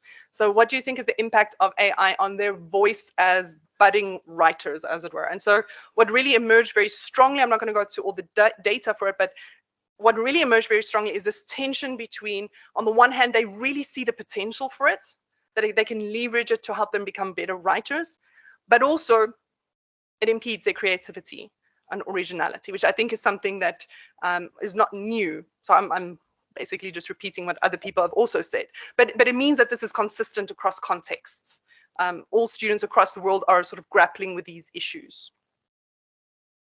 Now, what are the implications of this? I think there's implications for how we reorient ourselves as educators. Of course, I look at this from the perspective of a language educator, but I think there are some consistencies across disciplines. And I think two of the most important things is we need to work on their prompt engineering skills. It was really interesting who was talking about that it should become part of the curriculum almost. Something, I don't know, someone was saying something. Yeah, it was Wilfred who was saying that. And I mean, I feel like here at the University of Free State, from what I've heard, is you already have a more consistent approach, a more systematic approach. In our end, it's just everyone just does their own thing pretty much. There's no real unity in how we're approaching this yet. So that's one of the things I'm trying to push for, is we need to build prompt engineering skills into the core curriculum and develop students' AI literacy, which means how am I critically looking at its output? How am I using it responsibly? How am I using it effectively to actually help me learn, not just do the work for me, because that's what we want. And I think these are some of the essential skills for the future. So this is something that we need to start building into our curricula across disciplines. I think also emphasizing the use of ChatGPT as a tutor that can help you learn, help you think, help you be critical is a really useful way to use AI, not just ChatGPT, but some of the others like Copilot and Gemini. I think there's also this potential for deeper engagement with theory because they have to fact check the AI constantly. So I think that's an interesting angle to take. The question is also, do we use ChatGPT? What do we use? And so this is also a question that someone here asked Wilfred. Yeah, what do you use? There's so many programs out there. I mean, when you're on these groups for AI for language education, I feel like every week there's a new tool that comes out and you just cannot keep track of them. And I'll say something about that in terms of our project in a minute. And so for myself, I have to decide, am I going to use ChatGPT in the next semester? I don't know yet. I think by August, the landscape may have changed already. ChatGPT may have changed. Copilot may have improved or given us more access because now you can only do 5 interactions per day, I think. Okay, so there's all these factors that come into play. One of the main things that I keep hearing as well and reading in the literature is that we need to reconsider our assessment practices. So what does it mean to assess and how do we assess? AI detection is not 100% reliable. I was speaking to a computational linguist about this just before I left. And he said one of the programs that they've worked with has, I think, a 96% accuracy. Sounds good, huh? 96%. He says, but yeah, if you have 100 students, 4 of them are going to get either false positive or a false negative. It's not fair. So we cannot actually use AI detection to pass fail students. Okay, you can use it to identify if you think there's a problem, but then you need to go further. And what if students then say, yeah, I didn't cheat, I didn't use it. You can't prove it, okay? Well, it becomes very difficult to prove it. So I don't think looking to AI detection is the right route to go. I feel like that's not going to be productive. Sorry, I just want to keep an eye on the time. I do think one way we could get around it is to do more oral exams, because in that way you can really gauge someone's knowledge or competence, but that's also time consuming. It's incredibly draining on assessors. So is that really the solution? I don't know what the solution is, but I think these are really exciting conversations to have. So I feel like let's throw out our assessment toolbox and let's rethink assessment, what it means to assess and how we do this. Of course, we have to keep this feasible. But again, I think AI might be able to help us with that. And so it was really interesting to also hear what Wilfred was saying about how they use AI for data analysis, basically. And that's something that I've started doing with my own research, is we have a really good computational linguist. And so every time I tell him, oh, this is my data set, it's going to take me hours and hours and hours and hours to process the data. And he says, oh, well, let me write a line of code. And within 2 hours, my data is analyzed. So I think there are ways to leverage it that's going to make our lives easier. But it means we have to think outside of the box. Of course, we then have to make sure our students have very clear guidelines. And it was interesting to hear also Wilfred and Susan to look at the guidelines that you have here at UFS, because I think it's so nicely written out. Ours, it's so dense. Eventually they got around to writing it after I started the course. Luckily, my rules were aligned with the UA's policy, but it's written in such a dense way that I can't imagine a student reading it and having some clear idea of how it has to be used. And so I think this experiment of having them read through it, come up with their own rules, is something that I will repeat in the future. Okay, so basically now I've ended up with a big data set, hundreds and hundreds of, actually thousands of texts now. So some of the work that I want to do from here on out is I'm having some interns also compare the original with the revised text, so the in-class versions with the post-ChatGPT text, to see at what level these adaptations are happening to the text, how are they revising their texts. As I said, the earlier results tell me it's lexicon, few revisions at the other levels, and so we need to dig into, well, I have some suspicions about why, but that's going to be an interesting investigation. The chats with ChatGPT themselves, because I have a couple of hundred of those now, actually a couple of thousand, doing conversation analysis on those, and for example, to look at what is human-machine interaction like compared to human-human interaction, because that's a very different kind of interaction. So that's one direction we can go into. The chats with ChatGPT, also what I'm doing, I'm not sure it's that interesting, but I had some interns who wanted to work on it. So they also found a data analyst who wrote some code for them. And so they're just basically pasting in their final texts, the ChatGPT's chats, and then seeing if they're actually copying and pasting directly from ChatGPT. And the results show minimal copying and pasting, absolutely minimal. Okay, now of course the students know I have access to their chats. So they know I can check whether they've plagiarized. Also, is that the only chat that they had with ChatGPT? They could have had another one. So, I mean, this is not a solution to the problem, but at least asking them to share, I think, is a step towards transparency. Then there's also the reflections that they have in each of the assignments. So I have another group of interns who are analyzing those. And so we're trying to explore what was their user experience and what are some pedagogical guidelines that we can basically gather from those reflections. So how can we improve the way we use it? And I mean, many different ways, but hopefully we can have some evidence for that. And then the final draft of the text, which I will be comparing with the text that the students from last year's group produced. So last year they didn't use ChatGPT. It's exactly the same course. The only variable is AI. So we're going to compare the text quality of those texts to see, is it really different? Interestingly, I feel like the students, the final drafts from this year's group, again, at a lexical level, I've never seen a student write like that, even by the end of the course. Okay, so at a lexical level, they're ridiculously advanced. But in terms of text structure, they're almost worse than last year's students. So that they really went wrong there. And I'm hearing colloquially from my students here and there, some anecdotal evidence that they say they couldn't find the teacher's feedback. So I don't know how widespread that was, but that's a problem, yes. And then, of course, I will be comparing it with subsequent courses, with text from subsequent courses, to see if there's any kind of show of long-term gains. Because my suspicion is, of course, that there'll be an improvement to the text quality for this course because they had to use it intensively. But is that going to actually translate into long-term learning gains? I'm not quite sure. Okay, there's not a lot of longitudinal research of this kind that's happened, even with other automatic writing evaluation tools like Grammarly. So how do we then get long-term gains? And should we then have it, use it in this way? Is it going to benefit the students at all? I don't want it just another thing, just to have another thing in my course. So these are the things that I'm really interested in. Okay, then let's just quickly talk about the project.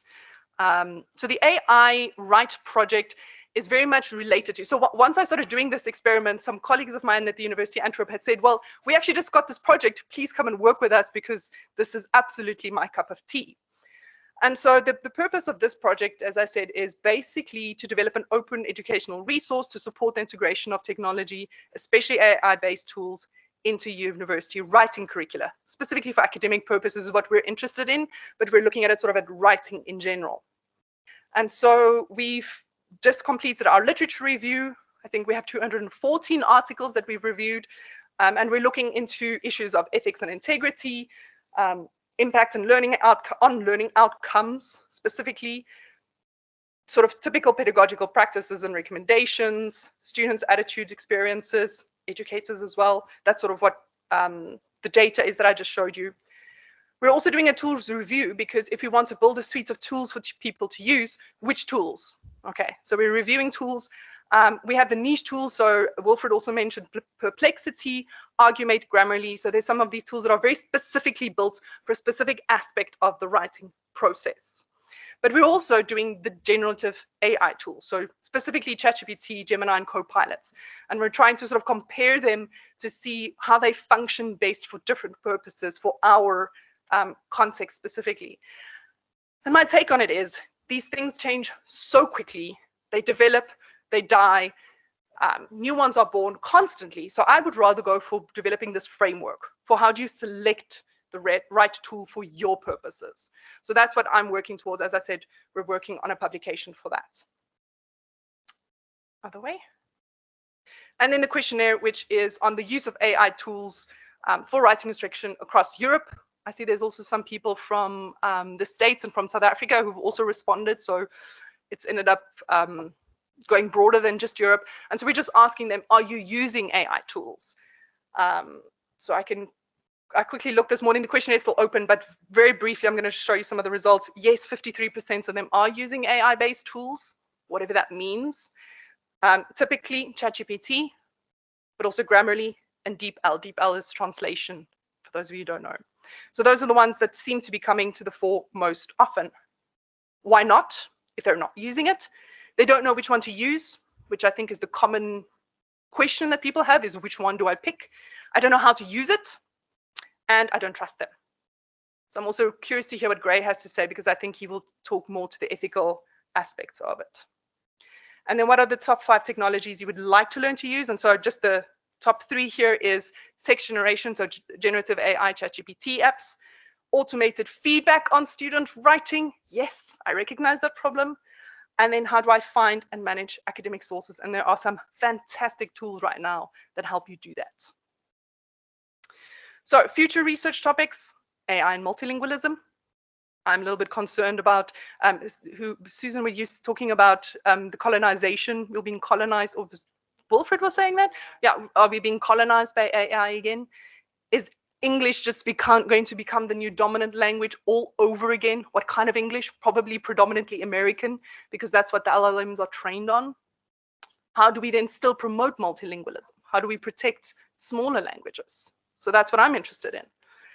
How do students interact with AI in the writing process? And so I've come up with a very complicated data collection method where we'll be using input log. So it's keystroke logging. So we literally log each key that they type, how they go between tabs when they're busy writing. So incredibly fine-grained detail about the writing process to see how they're going back and forth between ChatGPT and their own text while they write, to see how are they using it to write their texts. Are there any long-term gains? I've said that before. And how do they experience this interaction? So what does it feel like to communicate with a computer? That's a whole new, I mean, I never had that growing up. So this is very new. And what is it, how is that going to impact people's interactional skills? I mean, post-COVID, I hear many people saying young people don't know how to talk to each other anymore. Whew, what's AI going to do to them now? So these are the kinds of things that I'm really interested in. I have more ideas than I have time for. But in any case, I thought I would just put this out there. So my concluding remarks. The educational and occupational landscapes are changing. We're not going to get away from that. This is just the reality. My take on it is we need to adapt and reorient ourselves. And I think this is really exciting work that we're doing, because I think there's so much potential. There's so much that we just don't know yet. So I'm excited about doing this, but maybe that's because I'm young and I have energy for it. But in any case, that's my take on it. And I'd love to hear what all of your reactions and responses are to this. Thank you very much. Yeah, thank you for that presentation. I think it is really, really insightful, really relevant. And I think just from the onset, it is, as much as it is exciting to also go with the flow and actually, like Dr. Willfred said, I liked what he said when he said you have to really become highly skilled in AI. AI will either take over your job or someone who's highly skilled in it. But as someone with an academic background, I also have the concern about us teaching students that AI is smarter than them, because it takes smart people to teach machines. So I'm still a bit conflicted about us having machines teach people in terms of students. And then last year during my lecturing, I was also marking assignments and so on where students had to write text. And what I found was, and I also want to hear, like, in terms of setting a baseline, do you think it would be appropriate or applicable to set kind of like a baseline for what they write like before introducing them to AI and the use and integration of AI in writing assignments, and then comparing the two to see whether it is really the student or not? Because I had a couple of cases last year where there were students that, and I know it's also kind of controversial, but there were students that don't participate in class. They don't talk. You ask them a question, they say they don't know. And just by hearing the conversational English, you can hear that they're not that proficient. You mark the initial assignment as well that they write, not that proficient. And then AI comes into the picture and you see the prose and the lexical terms that they use. Then you can kind of deduce, okay, the student's academic background, what school they come from, how they speak and interact with classes is really not the student. So I just want to hear what ideas do you have around that in terms of, I don't know, trying to, yeah, that's all. And I think for me, it's also an issue of the multilingual issue is also something that I'm also conflicted about, because many, or I would say majority of the scholars within South African universities come from quintile 1 to 3 schools, where English proficiency is a problem. And if you don't understand English, you cannot understand anything else. And we also see that translate in the university sector. So for me, it's again an issue of, are we teaching them to be smarter, or are we teaching them that something else is smarter than them? Yeah. Okay, so there's a lot in there. Let me see if I can try and unpack some of that. Different things. I think one thing that you're touching on is that there's a difference between a student's competence, so their knowledge, their ability to use that knowledge, apply that knowledge. What do you teach? Psychology. Okay, so do they have a good grasp of these psychological theories or concepts, and can they apply them to a case study, for instance? But testing or assessing their competence happens through language. And that's where the problem comes in. And when I taught academic literacy here, I used to tell my students, you're all smart. You wouldn't be here if you were not smart, if you don't have the capacity to think and have good ideas, right? Your problem is you don't know how to translate it into language that people can understand. And that's where the disjoint happens. And so in the case of your student, and he's using AI, okay, maybe he did have the competence, maybe he did have the knowledge, but he couldn't put it into the right words. And so it's a language problem, it's not a competence problem. And so that's why we have these large-scale academic literacy programs. Unfortunately, I think by the time they get to university, it's a little bit too little too late. Yeah. And that's a perennial problem in South Africa. I don't think we're going to solve that one quickly. But okay, so the role of AI in that, is it going to just, are they going to resort to using that? Well, yeah, because they feel incompetent. I mean, I'm learning a third language now. I'm learning to speak Dutch. Okay, after 9 years, I think I can say I can speak Dutch. But even now, when I speak to my colleagues in Dutch about my work, it's such a struggle. And I feel stupid. You feel stupid. And so I know what these students feel like. And I think it's about finding a way to support them on the language side, but also trying to read between the lines so that you read past the bad language to the actual ideas that they're communicating. But that's not easy to do as well, and that takes time and effort. So I don't know if that's a useful answer, but that's my reaction.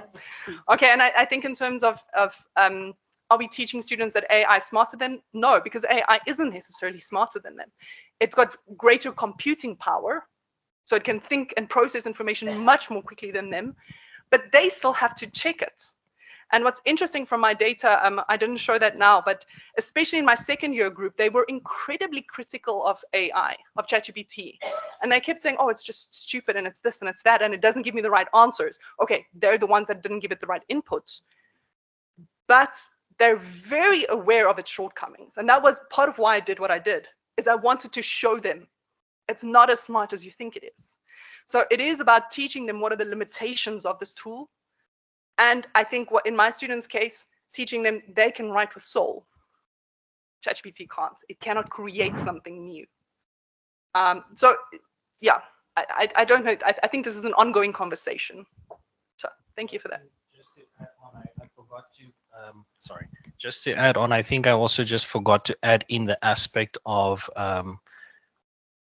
poverty, the socioeconomic, divide that we have here in South Africa, and this illiteracy when it comes to technology, because even today we still see a lot of students, they have iPhones, but they don't know how to use a computer or a laptop, or what word is, how to type. So yeah, it's a multifaceted problem, and that's why I'm also interested in doing more research in South Africa, because the Belgian context is so different.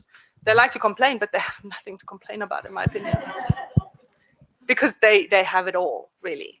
But here, using AI is a completely different story, partly because just getting access to a computer in order to access ChatGPT is not something you can assume. So these are the kinds of things that I want to look at, because I think the global South, at least South Africa, South America, it's going to be a very different story to Europe. Well, many places in Europe. Europe is also very diverse. Okay. Thank you so much. To contextualize the question, I'm speaking from the perspective of some of the results from our sandbox experiments. What we find, so I'm going to use librarians as an example, finding academic literature. So there's two groups of people. One group are librarians and the others are emerging scholars. Let's say your honors master students. If you properly train a librarian to search for academic information, then they surpass the ability to search for credible information, because they know what to look for, they know what to identify, versus the emerging scholar, which means that domain-specific expertise is still superior in the prompt engineering cycle. Yeah. The challenge that we are facing is, how do you teach that in conjunction with generative AI? And I'm asking because this is a tricky one, because that balance is domain-specific expertise, which we are finding that the domain experts are far better prompt engineers because they have the context. But how do you, for the future, continue emphasizing that without, I almost want to say, overshadowing it with the generative AI? And I'm not speaking from a philosophical perspective where we have the context. If you're an emerging scholar, you might not necessarily see that bigger picture. So what ideas do you have about this? Thank you. Currently, none. No, I think this is something we're all grappling with, is how do you deal with that? Because this is indeed the problem. And I think it's then a question of, okay, do we first do the domain specific knowledge and then only generative AI? I don't know if we know that yet. I think it's too early to say with any great conviction, in my opinion. I mean, I've seen now what my students do. Is it too early? Some people have said they think it's too early in the first year. I'm not convinced it is, but maybe I'm wrong. I don't know, but time will tell. So I don't know. I think we'll have to wait and see and do some experiments to try and answer this question, because I don't know. Okay. Marilize, just a comment and then a question. The comment is about this emphasis on the lexicon. I think that is a human dilemma rather than AI's. I mean, you know, it's a common misunderstanding that students, and I think lecturers have as well, that if you just somehow master the micro level elements, your lexicon, your punctuation, your mechanics, that everything else will fall into place. The synthesis, the integration. But a stupid question. You mentioned access to your students' chats. How, in practical terms, does that work? How do you have access to their chats? So I gave them two options. They could either do screenshots and copy and paste it into the assignment sheet. So we had a very elaborate assignment sheet with instructions, and then a block for this is where you type your original text, and then more instructions. This is why you copy and paste your chat with ChatGPT in, and more instructions, and then this is where you paste in your final text. And now the computational linguists have said, why do you make it so complicated? Let's just automate this online. So we'll see next year. So that was the one option. The other option is in ChatGPT, you can, depending on what your privacy settings are, you can share a link to your chat. And so then you click on the link and then you just have the chats open and available. Now these links don't stay open and available indefinitely, so we already lost some of the data that way. I didn't realize that quickly enough. But then again, the computational linguist quickly scraped the data from all the assignments for me. So I have those. But the different platforms have different ways of sharing chats, and yeah, there's ways to automate that. Okay.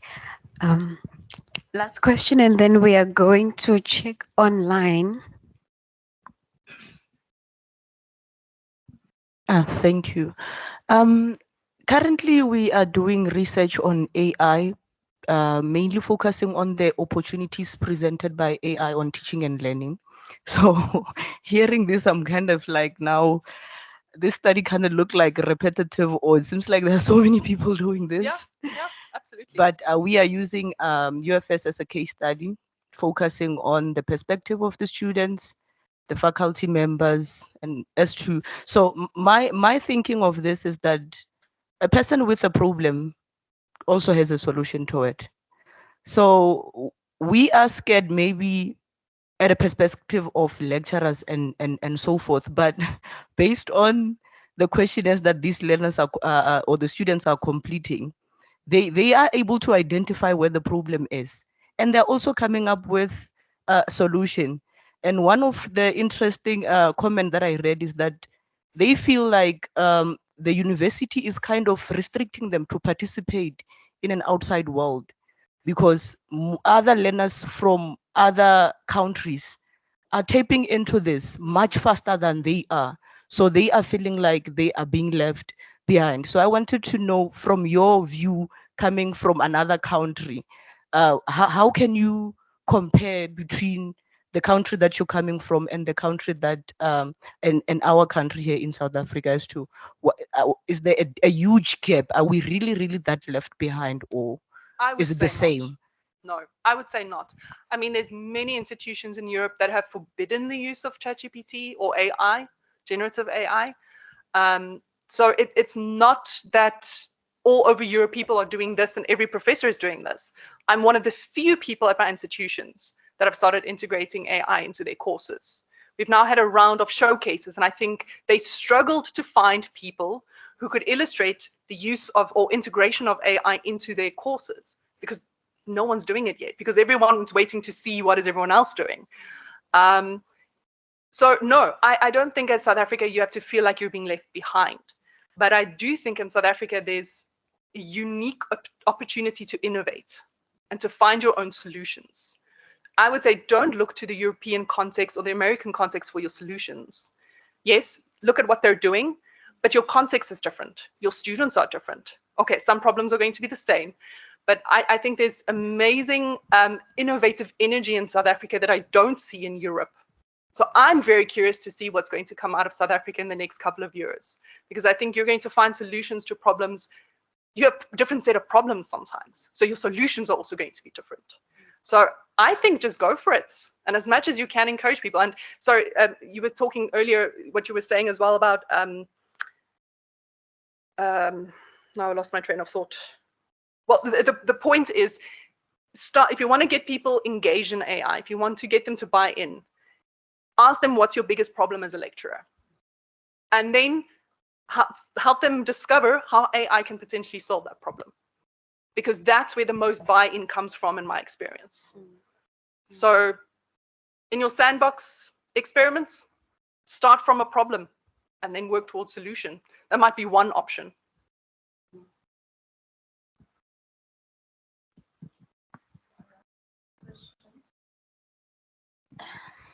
Good morning, everybody. Interestingly, I just shared with my boss who wanted to see me. I said, I'm not in the office, I'm attending this workshop. So he somewhat said, okay, ask them how to counter content laundering. So basically using ChatGPT's answers or AI's answers within your cheating with it, or do you mean more just using content from other people? Yeah, we have to get clever. That's what. There's no simple way to solve that problem, because like I said, AI detection isn't going to solve it for us. I'm sorry to say, at least not currently. And I don't see it solving the problem for us in the near future either. I don't know, maybe I'm wrong about that, but that's where I'm at the moment.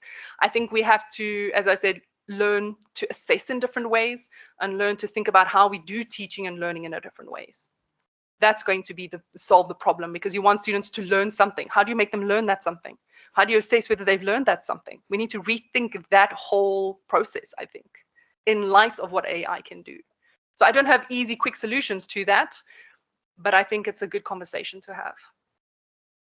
Thank you.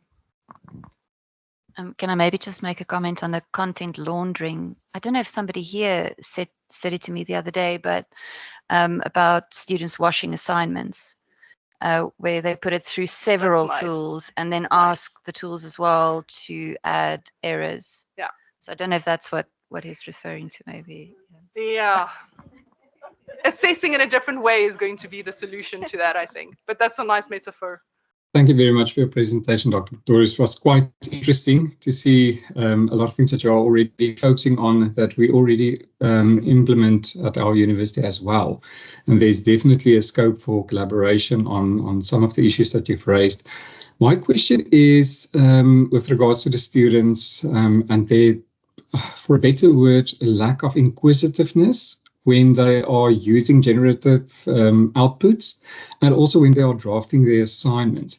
Do you find that they are not always intellectually curious about really learning about their writing and also their reasoning? Especially with our law students, they just take it as the truth and they run with it. But in many cases, now I'm one of those lecturers who go and check when you submitted your assignment, and I tend to see that your AI score is becoming higher and higher the closer we get to the due date, which indicates that there's a lack of time management on their side.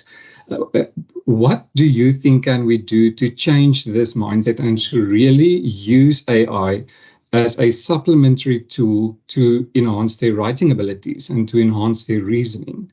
Do you have any suggestions? This is a problem we can solve, because my experience teaching in South Africa versus teaching in Belgium, students are students all over the world. There are going to be the good students who are inquisitive, who are going to be intellectually engaged, but you're also going to have students who don't want to be there, but they have to be there. So they do the bare minimum to pass. I don't think we're going to change very easily. That's human nature, in my opinion. Again, feel free to disagree with me on that. I do think we can try to use AI to engage them more. Question is how, and I don't have the answer to that either, but I think this is something that I'm working towards, is how can we leverage to get them more involved in the learning process. And like I say, using it as a tutor to help them think along. And I've read some interesting papers on how you can use generative AI. I think they specifically use ChatGPT typically as a debate partner, for example, to help them go back and forth and think critically about these ideas. So I think this, because at university, we're not just teaching them content subject, we're teaching them to become adults. And what does that mean? That means taking responsibility for your work, doing it in a timely fashion, not procrastinating. But hello, people that work in the real world don't think they don't procrastinate. Don't think they don't rush towards the deadline and then try to quickly finish work. I think this is a human nature problem. So can we really solve it? I don't think so. But can we at least improve it by being very engaging in our teaching students to think critically? Yes. And I think there's many and varied ways depending on your context. I think the legal context is excellent for this. It offers so many opportunities to make students think critically. But yeah, maybe we should have a conversation about that. Thank you very much. Before I introduce Grey, let me just apologize to Grey. I was kind of autopsying what I said at the beginning of the session this morning, and I'm pretty sure that I called Grey Gary. And that's, yeah, and that's because I have an uncle and my two cousins, his two sons, and they Grayson and Grey. So that's, I think, my slip up. So apologies to that. So Dr. Grey Stopforth is based at the UFS, and His presentation too is very timely and much needed as we struggle to regulate the use of AI tools.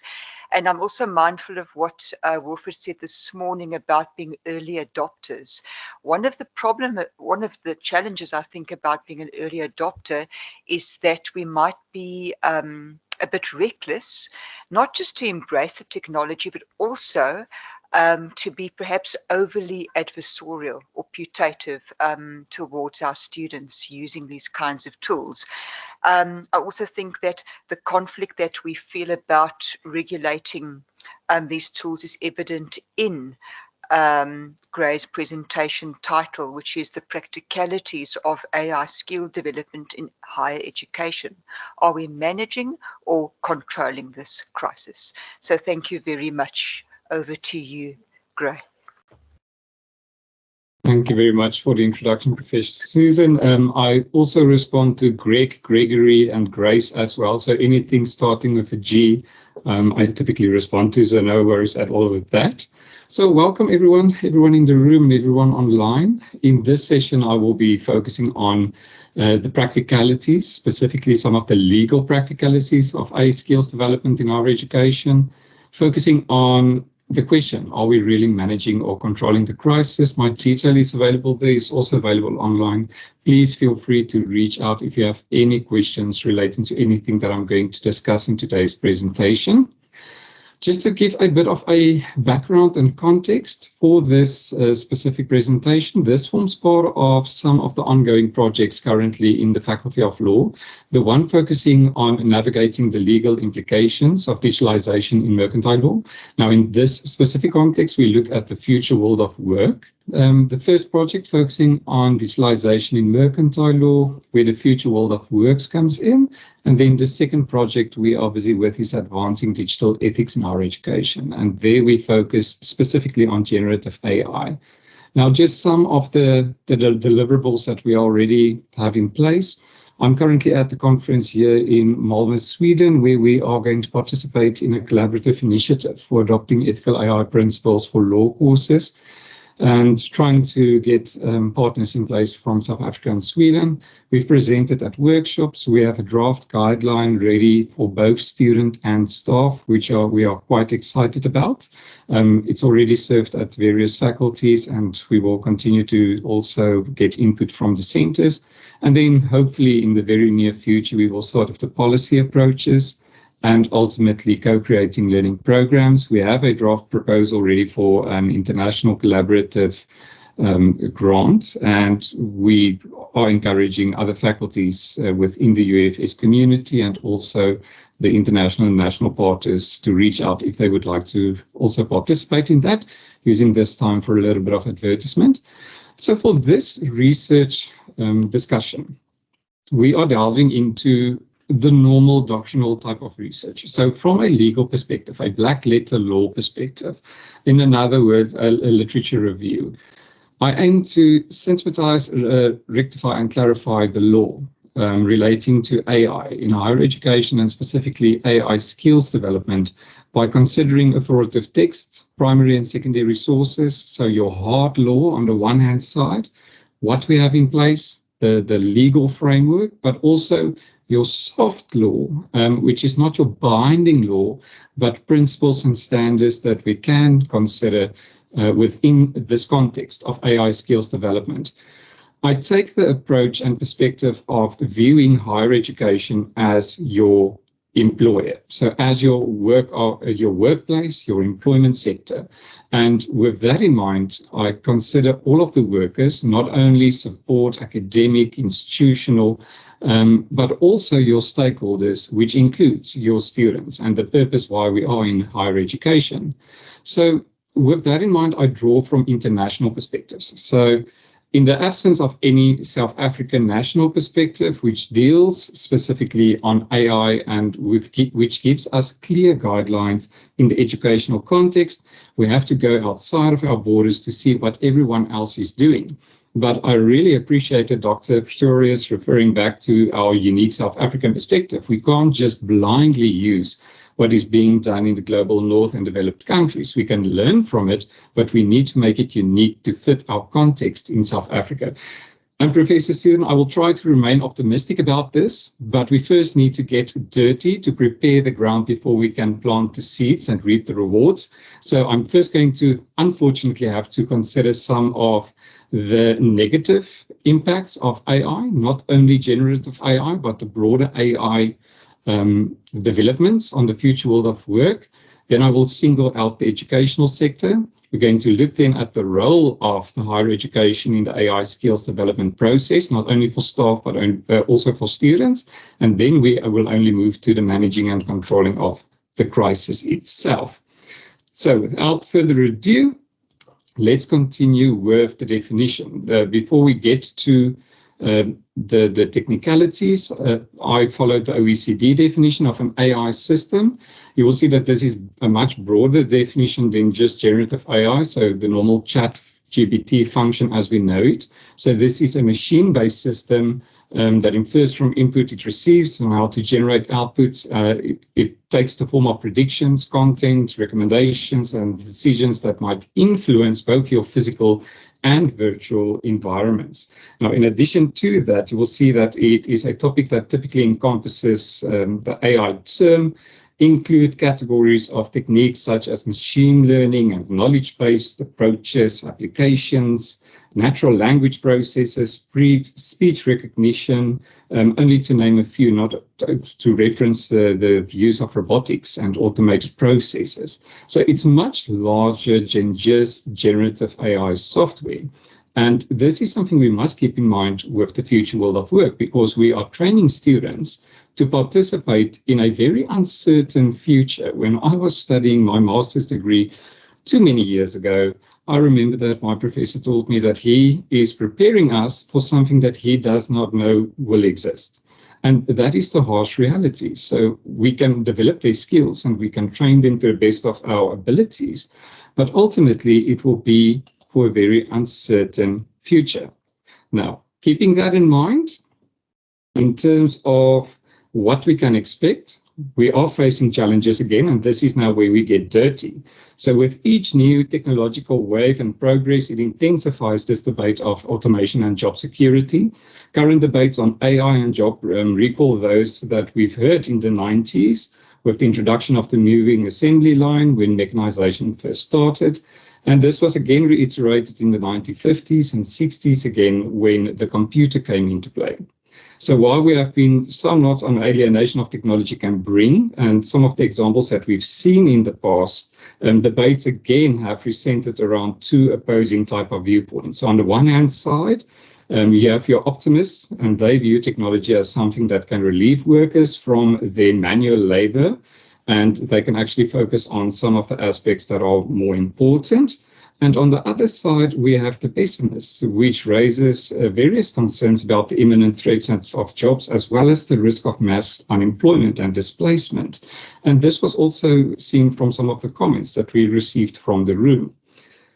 With this again in mind, we need to focus on the debate of technology and how it can impact workers and what types of work could be affected. And this is not in 50 or so years from now. We are considering the implications of this in 2030 to 2050. So this is when many of you in the room, I assume, are students, when you will be working. So what do you need to do to remain relevant and to future-proof yourself to compete in this future world of work?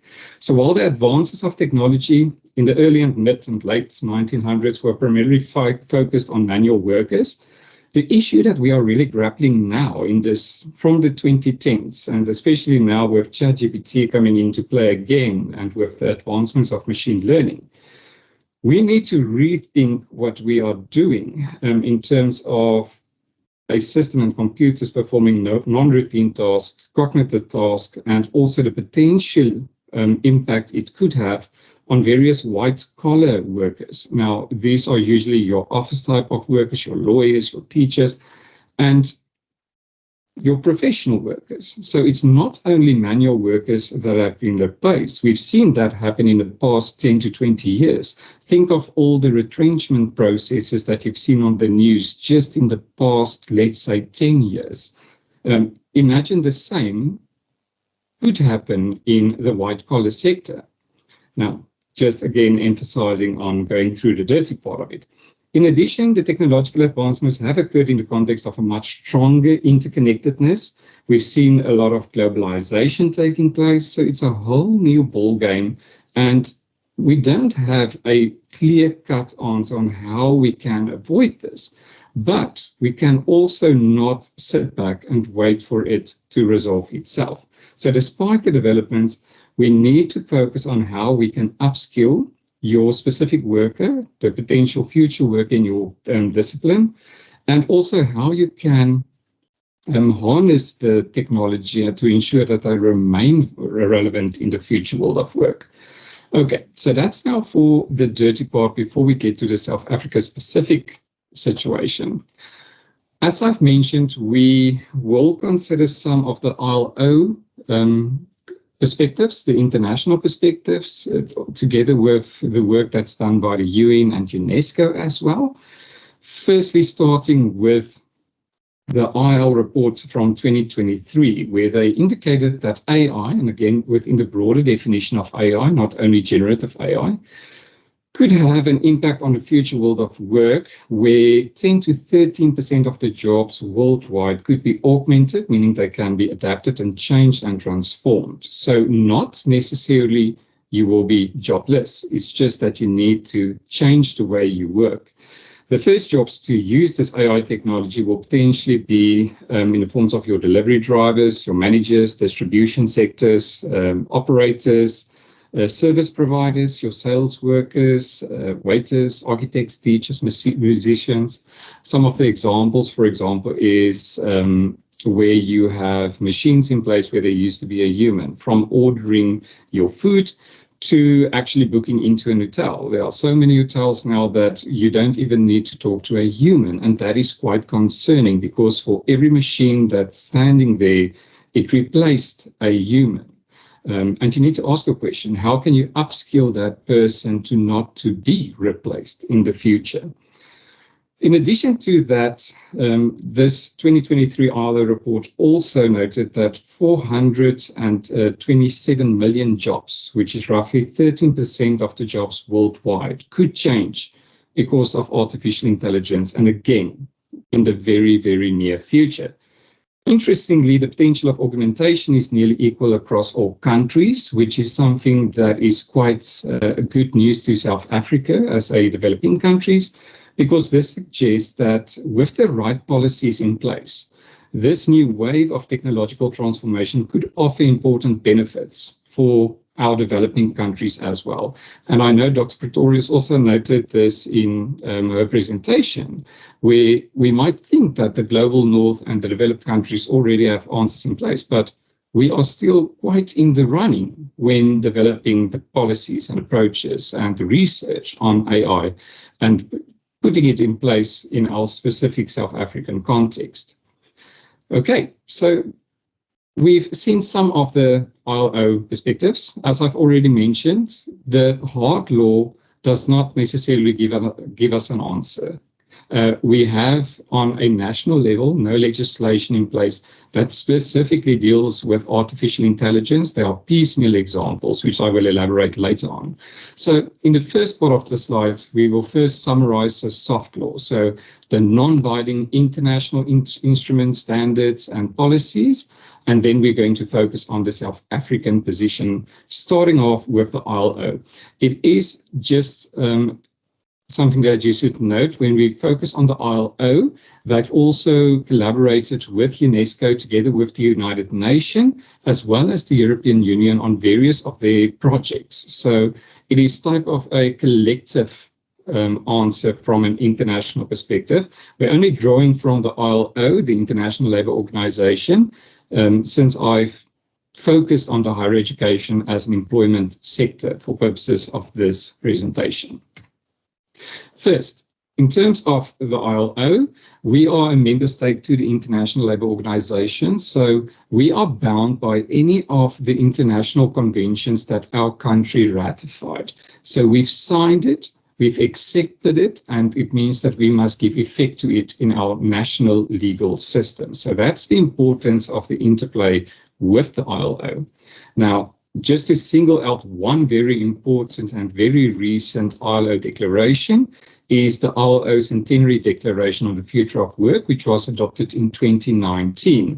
This directs the efforts of the ILO, among other priorities, to promoting the acquisition of skills, competencies, and qualifications for all workers throughout their working lives as a joint responsibility of governments and social partners. This is also a duty placed on South Africa as a developing country.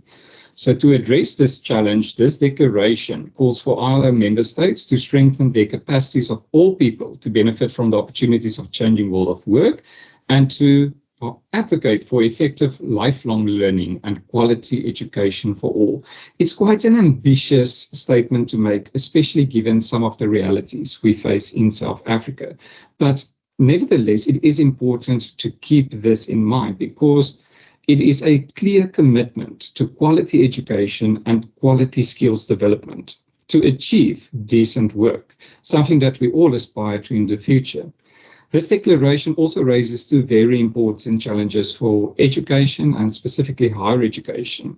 First will be your education of your workers, ranging from teachers, administrators, trainers, any stakeholder involved in terms of the higher education personnel. And they need to be developed and supported so that they can respond to this lifelong learning needs of their employer.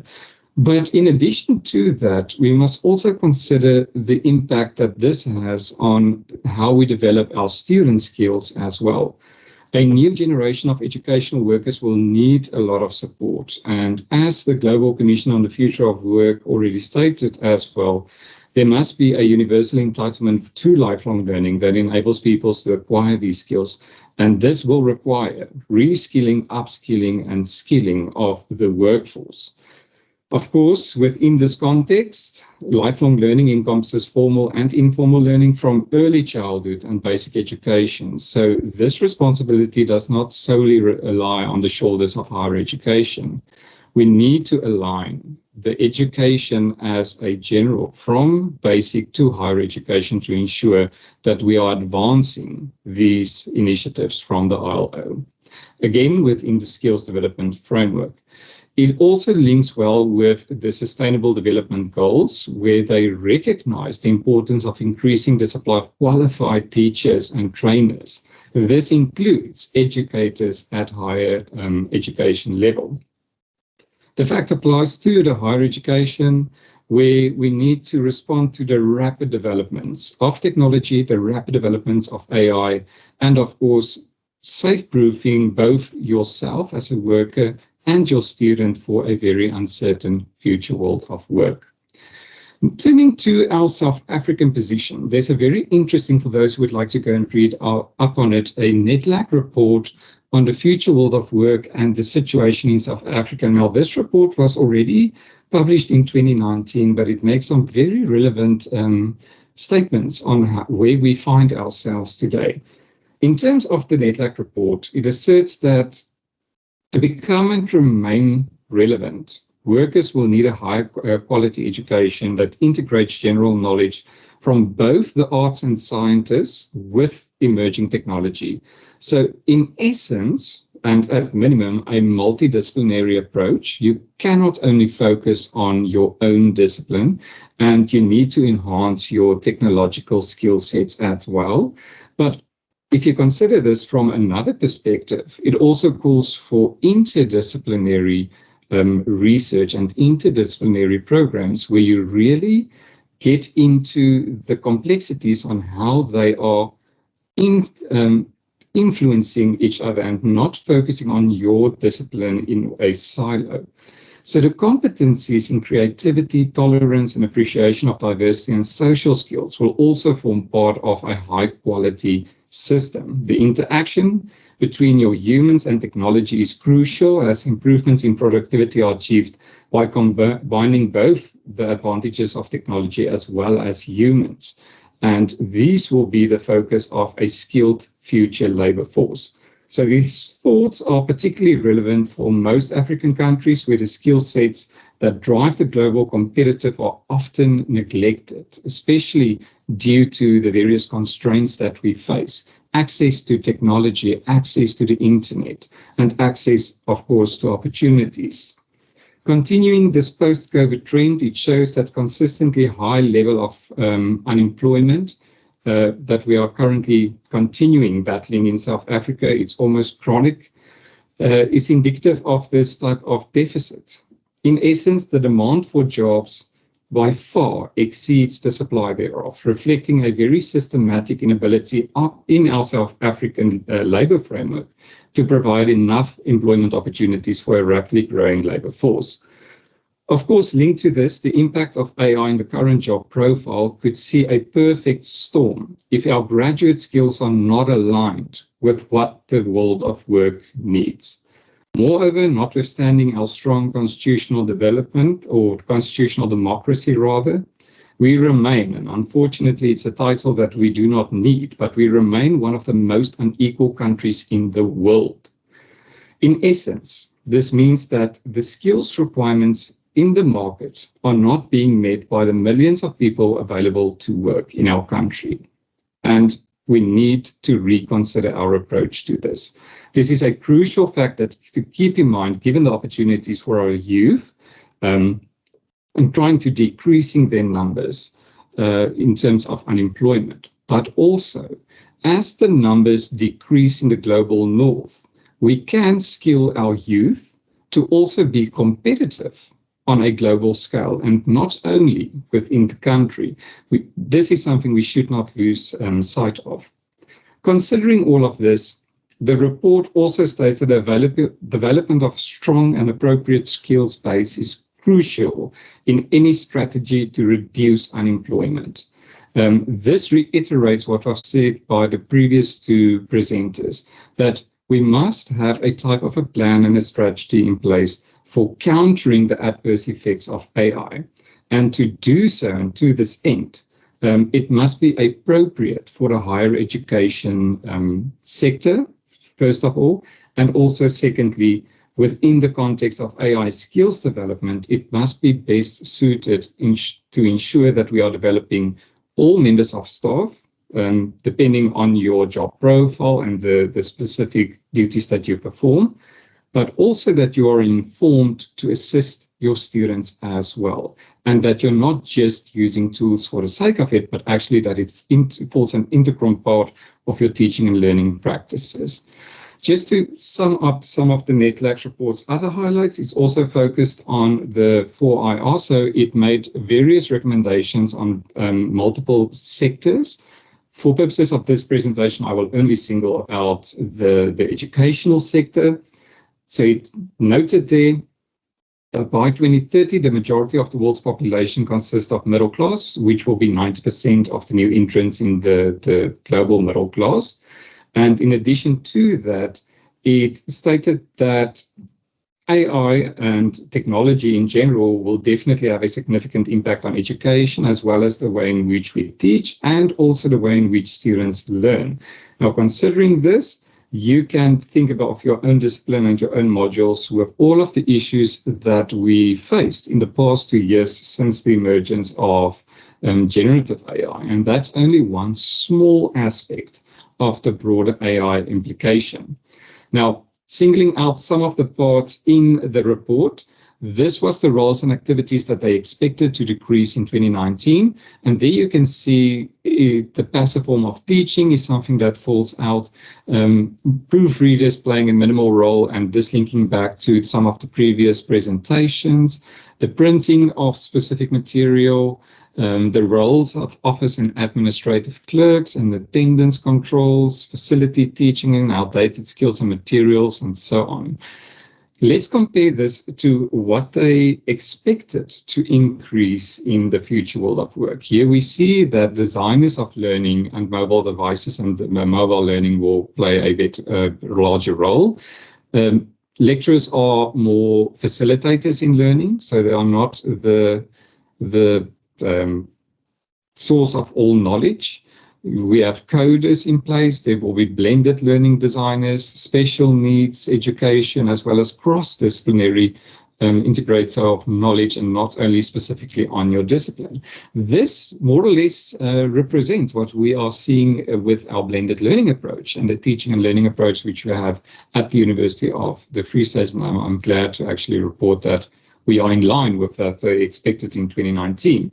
In essence, the main findings of the report is a situation where skills development is responsive to the labour markets. You need IT literacy as a critical part of your skills development process, clearing all other agendas of educational institutions so that you can focus on your actual task that you need to do, and that is to prepare your student for their future world of work. In addition to this, I want to briefly touch on a PwC report that was published in 2023. This report focused, amongst other things, on perspectives shared by our various vice-chancellors and principals, even from private colleges, on higher education's willingness to adopt AI. So our leaders said the following. I want to emphasize that. They focused on a future-fit lecturer. And this is now more on the academics. Now, the lecturer of the future is set to evolve, while the curriculum design will be increasingly industry-led to keep pace with change, with higher education institutions also set to become fully agile in their approach to teaching and learning. 66 of the respondents agree that AI will play a central role in the curriculum design and assessment of the future. 76 believe that the role of the lecturer will evolve to mentoring and supporting learning experience instead of just passively lecturing. 71% agreed that a higher education institution will become fully agile as their approach to teaching and learning will change, adapting to new approaches rapidly. I can agree with that part there because it's a very tiring process. And then 52% of the respondents predict that in the future, industry-led curriculum design will be required to deliver criteria which will ultimately reduce the skills mismatch between the graduates that we deliver and what the industry really is looking for. In addition to that, let's delve a little bit deeper into a future fit lecturer. And here I want you to reflect on your own expertise and also your own opinion on what you deem to be a future fit lecturer and in your future role. A future fit lecturer is someone who can adapt to change, and this must be rapidly. And unfortunately, currently, this change focuses on the infusion of technology into your teaching and learning practices and also into your curriculum, specifically artificial intelligence. Secondly, one who's not only a good relationship with the industry, but at least have the ability to leverage the relationship in your curriculum adaptation. One who is comfortable using artificial intelligence, also understands how to navigate and leverage technology in teaching and learning and how this should be done effectively. And one who is student-centric, and in our case, learning-centric, and continuously evolving more personalized approach to teaching and learning. Now, considering these skills and asking yourself, do you think that you are currently exhibiting these skills and training your students to enable them to meet them? In other words, apart from the industry-specific exposures, do you think that your students, by way of your teaching and learning, is also adaptable, comfortable using technology and AI in their learning, and also motivated and being self-directed learners? And I really appreciate Professor Pretorius' comment there on you will have learners who are only there to pass, who are only there to complete the degree, but we do not we need to forget about the students who are really inquisitive and wants to learn and wants to improve. They should definitely not be left behind. On the issue of generative AI, the report found that higher education leaders recognize that generative AI specifically will transform the roles and boost performance across the function of the institution. So this is not only on teaching, but also on administration side, which will ultimately change the educational landscape.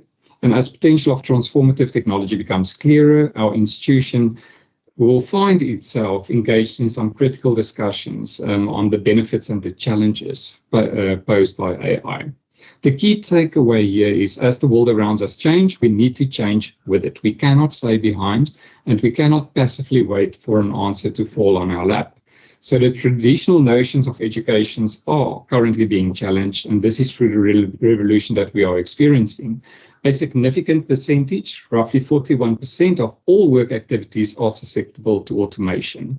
This unfortunately paints a bleak picture for prospective graduates and unemployed workers, especially now that we see that it does not only hold a challenge for low-skilled, but also professional and skilled workers entering the labor market. It is inevitable that continued digitalization and automation will increase job insecurity, but only further emphasizing the importance for AI skills development to remain relevant in the future world of work.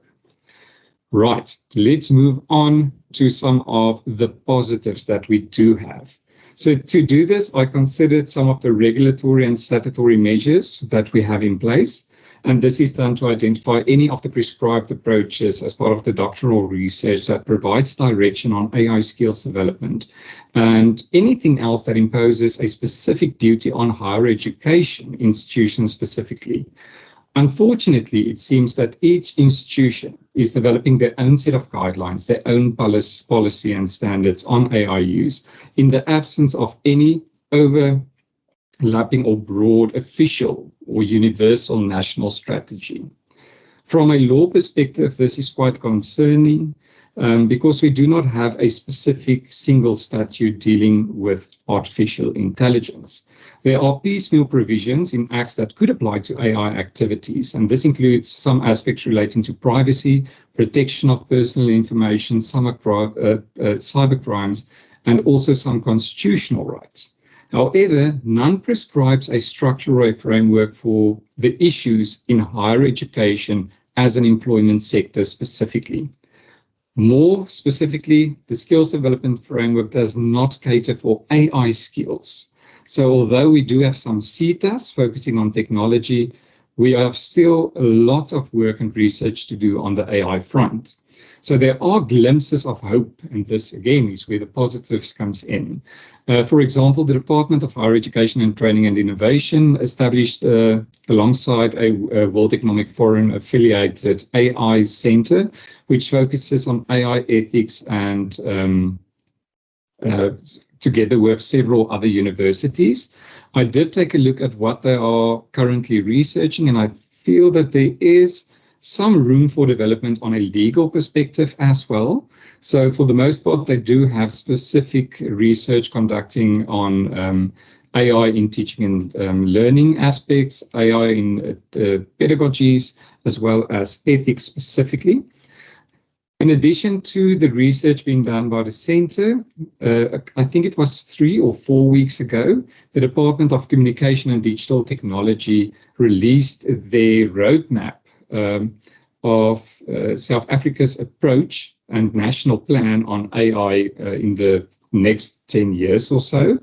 This is quite an ambitious discussion paper, and here they call for the harnessing of a transformative power of AI to propel socioeconomic development, foster innovation, and navigate challenges and opportunities of digital transformation.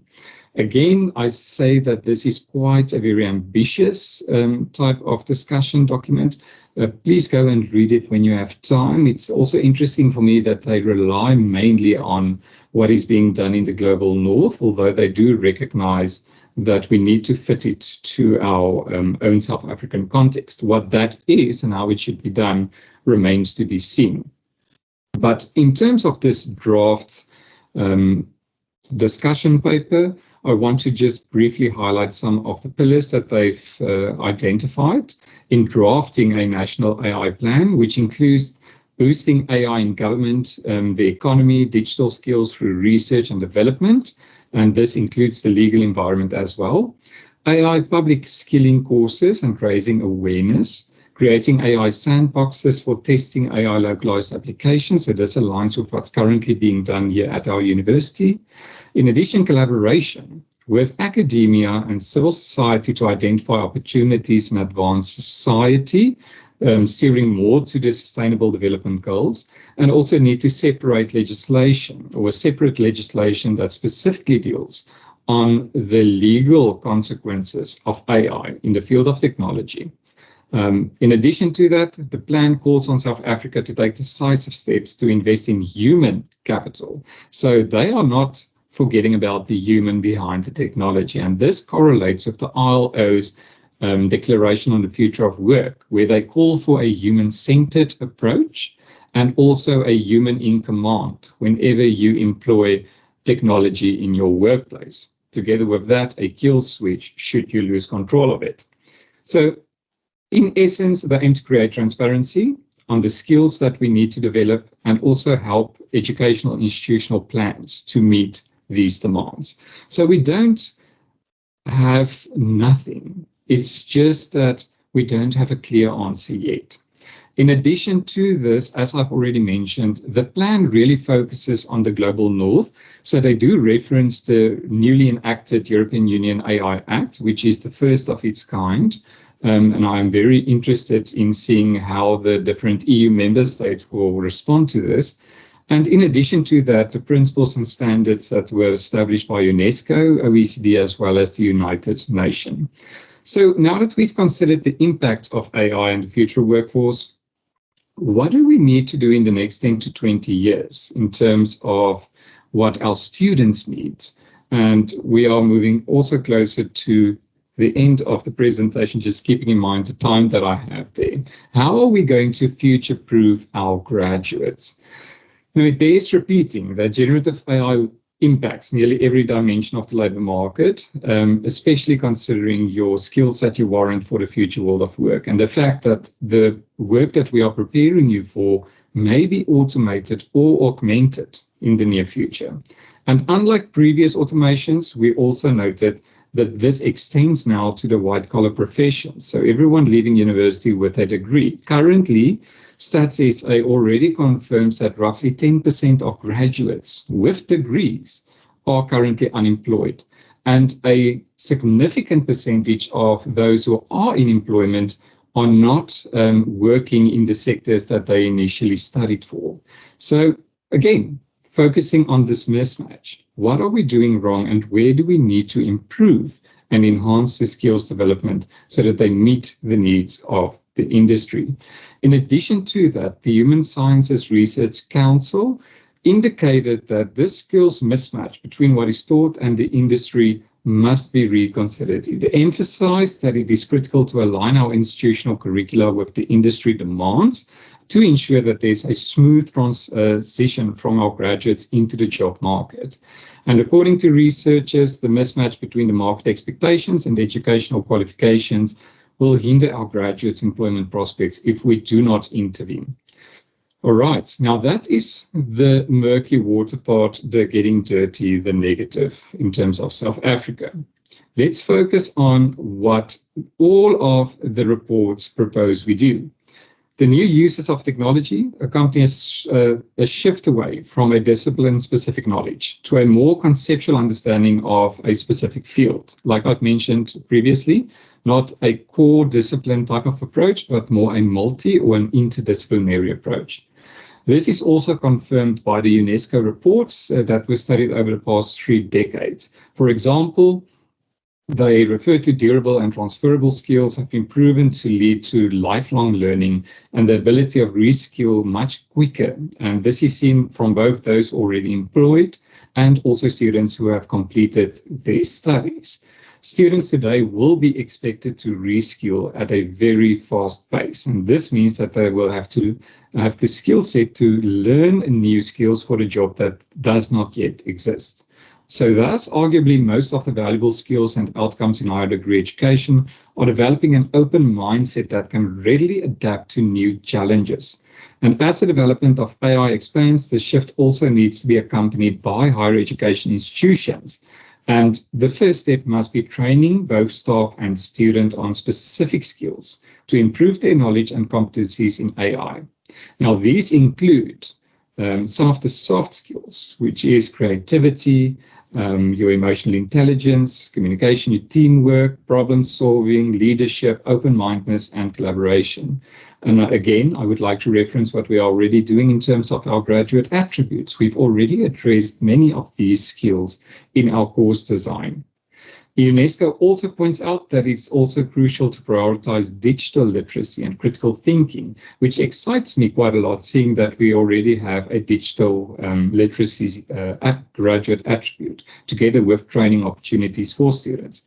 So this not only asks the students of the what, but also the why and who benefits behind the information that they might encounter using technology.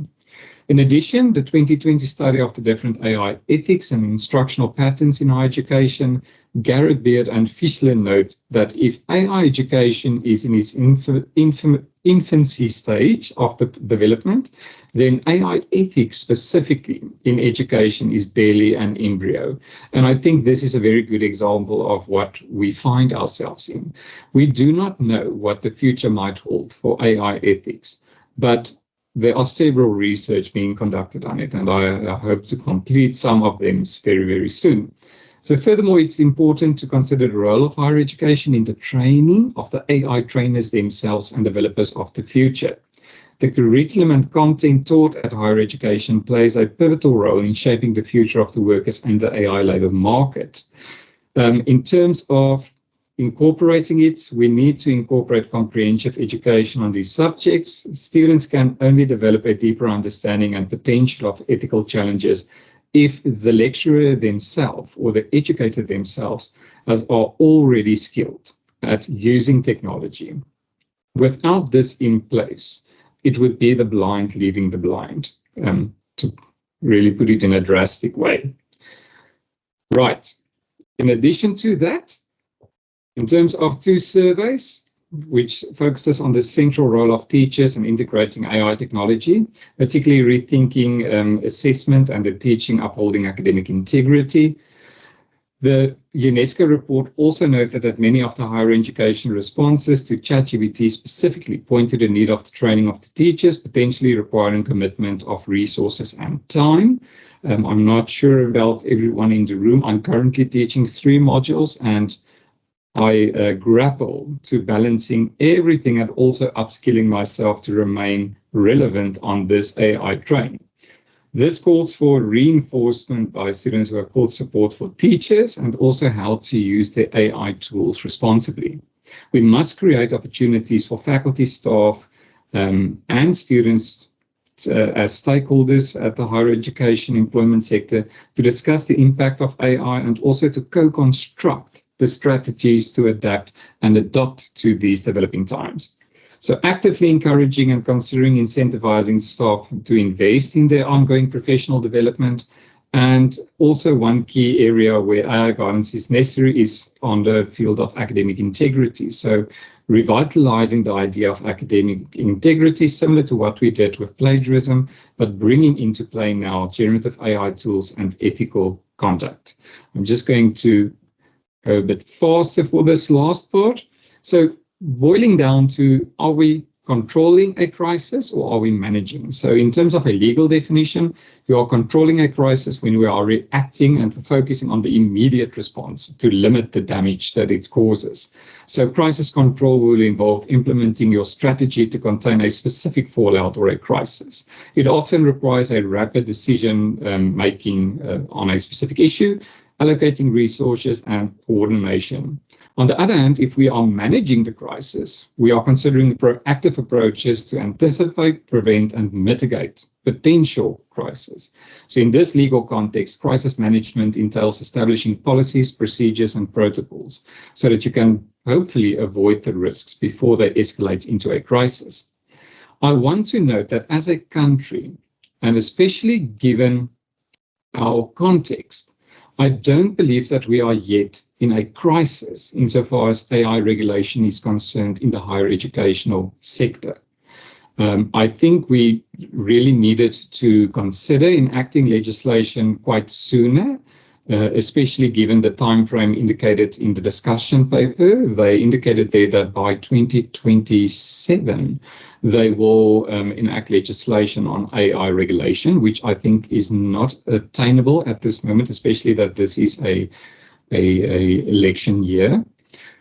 But I do agree that immediate action is needed to fast-track the drafting of AI legislation.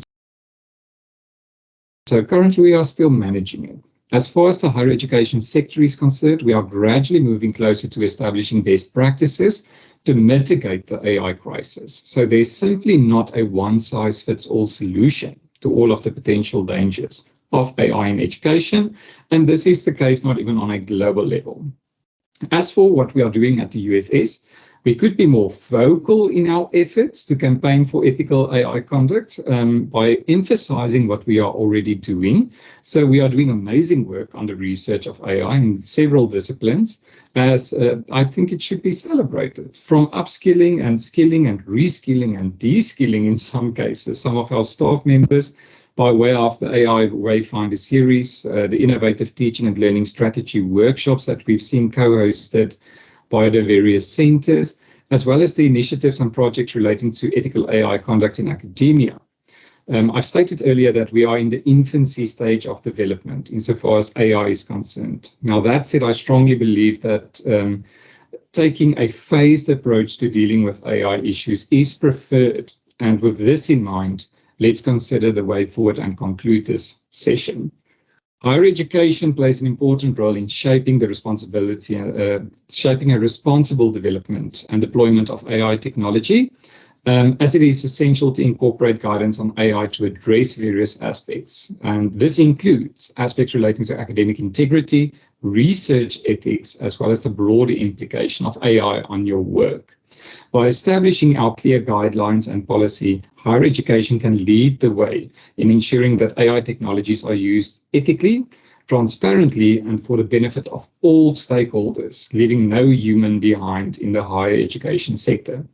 Our leaders must carefully consider the decisions made around integrating AI, and it's important not to rush to invest based on the current trends, the flavor of the month, and to ensure that our AI adopted is beneficial for both the institution and has a lower impact on its stakeholders. Again, not displacing anyone and allowing them the opportunity to skill themselves to remain relevant. And this includes our students. In the absence of a confirmed and uniform approach to ensuring that our workforce and students are future-proof against this adverse effects of AI, we must consider the international standards and principles in the absence, again, of any national direction. Without a framework to guide the development of AI skills and ethical considerations, there may be a lack of standards in how AI is used and also developed. And in the absence of such, it could lead to ethical breaches, and this, such as what we've seen in the world of work and employment context, where we've found biased algorithms as well as violations in terms of your right to privacy.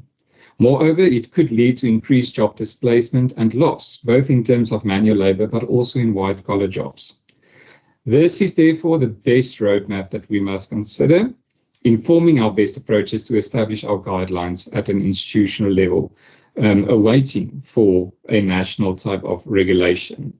And lastly, to end off, reiterating what higher education leaders said in the PwC report, to ensure that our graduates remain future fit and, for the better part, future proof against the adverse effects of AI. It is up to us to upskill, reskill, skill, or de-skill, whatever it takes, ourselves as educators, to ensure that not only we have the hard and soft skills to perform in the future, but also that will enable us to ensure that our students will have the necessary skills to thrive in the future world of work. Thank you very much. Wow, thank you so much. I think that's one of the discussions that us as academics, we rarely think about when it comes to AI and preparing students for work. Do we have any questions?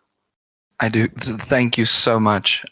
Leading on to the previous two presentations, and also it was a wonderful presentation.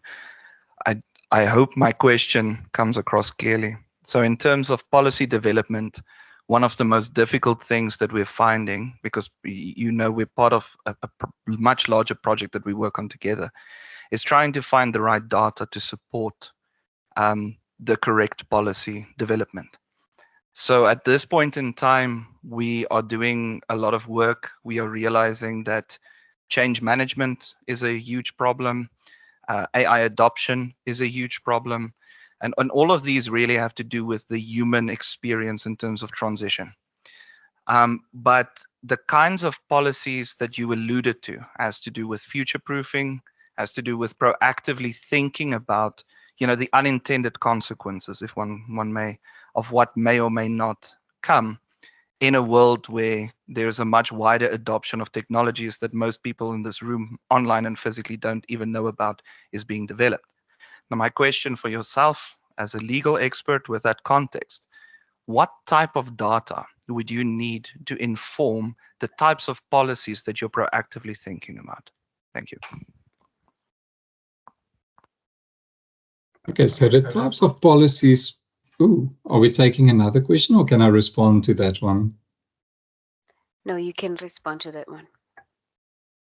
Okay, it's definitely a loaded question, so I will try my best. In terms of a policy, you must first consider the discipline that you are teaching and the industry that you are preparing your students for. For higher education, the policy will reflect something that applies to the higher education as a sector, as an employment sector. But if you are considering the data that you will need to future-proof your student, that collaboration with industry will become a very important role, especially given if you are preparing them for a job market on a national level or on a global level, to ensure that they have the skills that they need. Within the scope of higher education, I think that there are quite a number of research projects underway, especially if you consider all of the projects in terms of that Center for AI Ethics that you can rely on. But for a much more tailored approach, the data that you will need will be, first of all, how students are using AI in terms of their learning practices. Are they really relying on generative AI or not?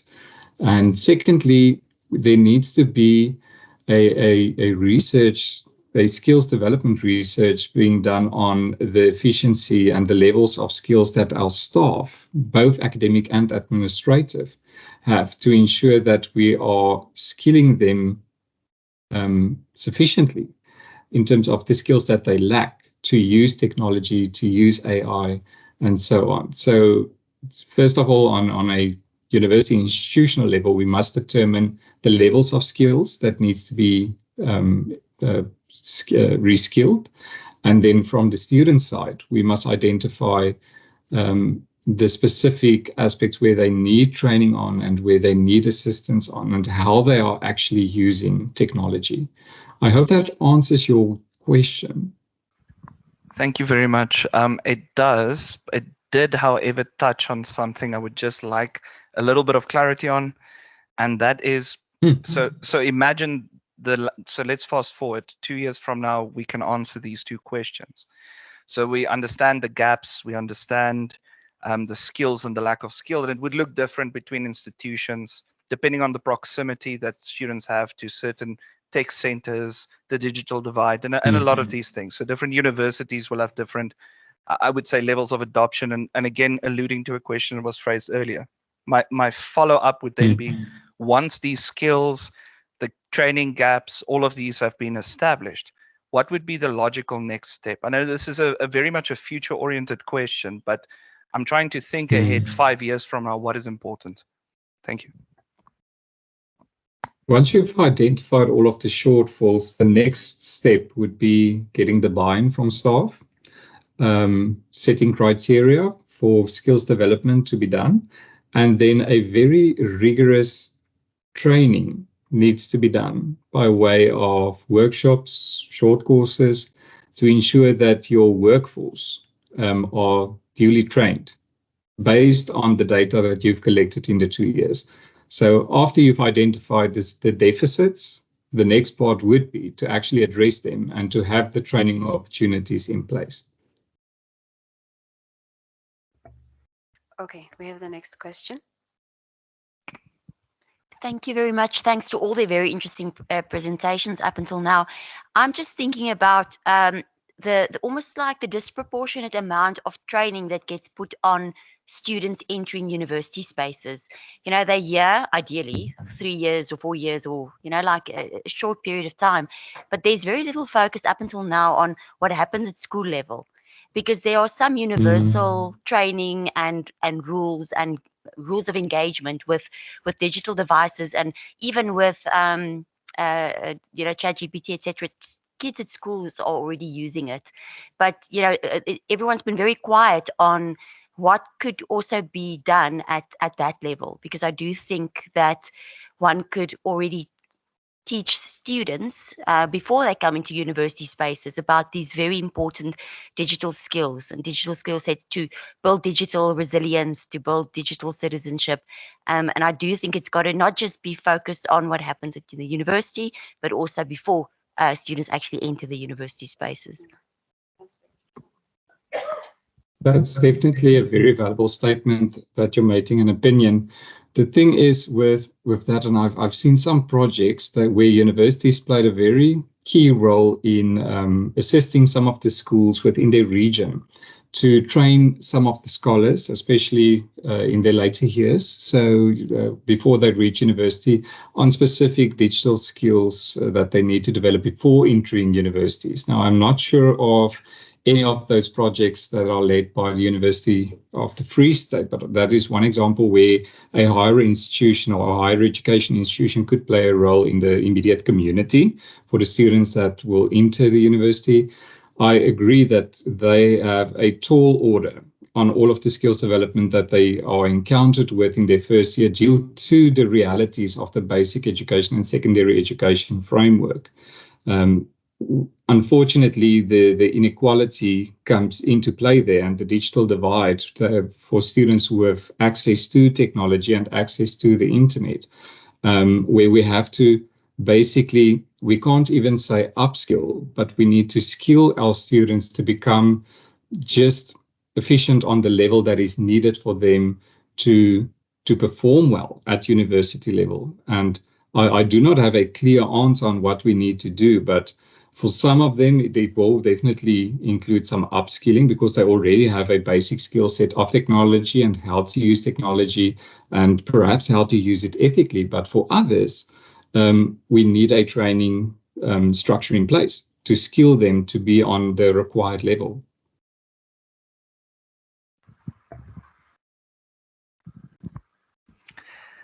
Thank you for a very interesting talk. I do have a question, somewhat of a different question. One issue that I keep coming up against is the question of authorship.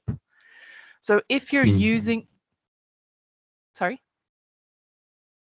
I just want to make sure, Dr. Grey, did you hear, I just want to make sure, were you audible? Were you able to hear her? Yes, I can. Okay. Thanks. So my question is sort of, where do we draw that line in terms of authorship, sort of from a legal perspective or a policy perspective? I mean, it's one thing if you're using Grammarly to correct grammar errors, for instance. And it's one thing if you're using ChatGPT to give you a better word for a concept that you're trying to express. But at what point is it really a question of you're no longer the author anymore? Because some people will say, okay, when it comes to ideas, you're using ideas that are not your own. But surely we do this as academics all the time. We talk to other people, we get ideas from other people, and we begin to include content. So how is that different to getting ideas from ChatGPT, for instance? So just if you can comment on what are your ideas sort of around authorship, and where do we draw that line between what is the student as author and what is not the student as author? Very interesting question. Thank you so much. It's something that we considered when drafting the guidelines. It's also an ongoing debate, and I'm going to add to what you've mentioned here is, for instance, if you're writing an article and you make use of a ghostwriter or you make use of a language editor, is that not in some cases the same as asking a tool to correct your grammar mistakes and linguistic mistakes or anything in that regard? I think the answer to this statement and question would be to ask yourself what you are doing does it feel ethical, and does it fit the professional requirements for the purposes that you are doing it for? And as we know, ethics is something that's very flexible. It's something that has multiple levels. It's not only a clear yes or no answer. In terms of authorship on its own, if we have guidelines and protocols in place, such as acknowledging how you use ChatGPT and acknowledging to what extent the contribution that you've made is your own, I think you can counter some of the issues experienced with authorship. So, for example, what we proposed is that if you use generative AI tools, you must disclose, first of all, in your declaration of own work, what tool was used, what it was used for, and what the required outcome was.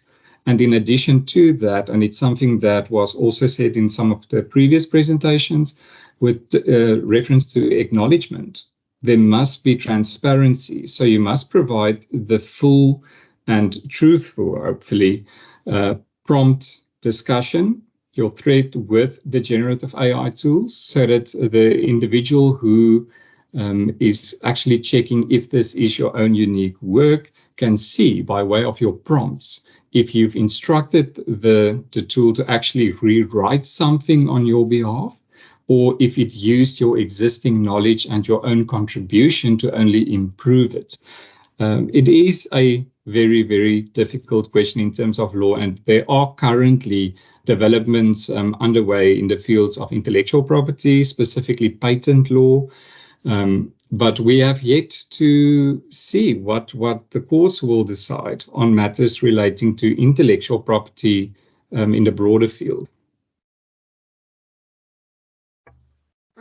Wow, thank you. Because of time, I'm going to read a comment on the sections, on the comment section. I think this answers Prof. Katinka's question. We also have a hand. I will give way to that just now.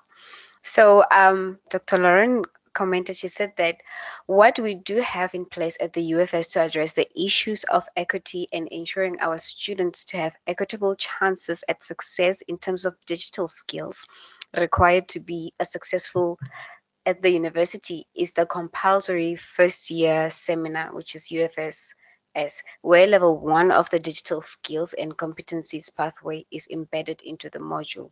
So I think it's, I don't want to assume, but I think it's something similar to UFS 101. Yeah. Yes, I'm going to give to, I just want to see here. Dr. Ina Gous has her hand up, and I would love to give it to you. Just 2 minutes.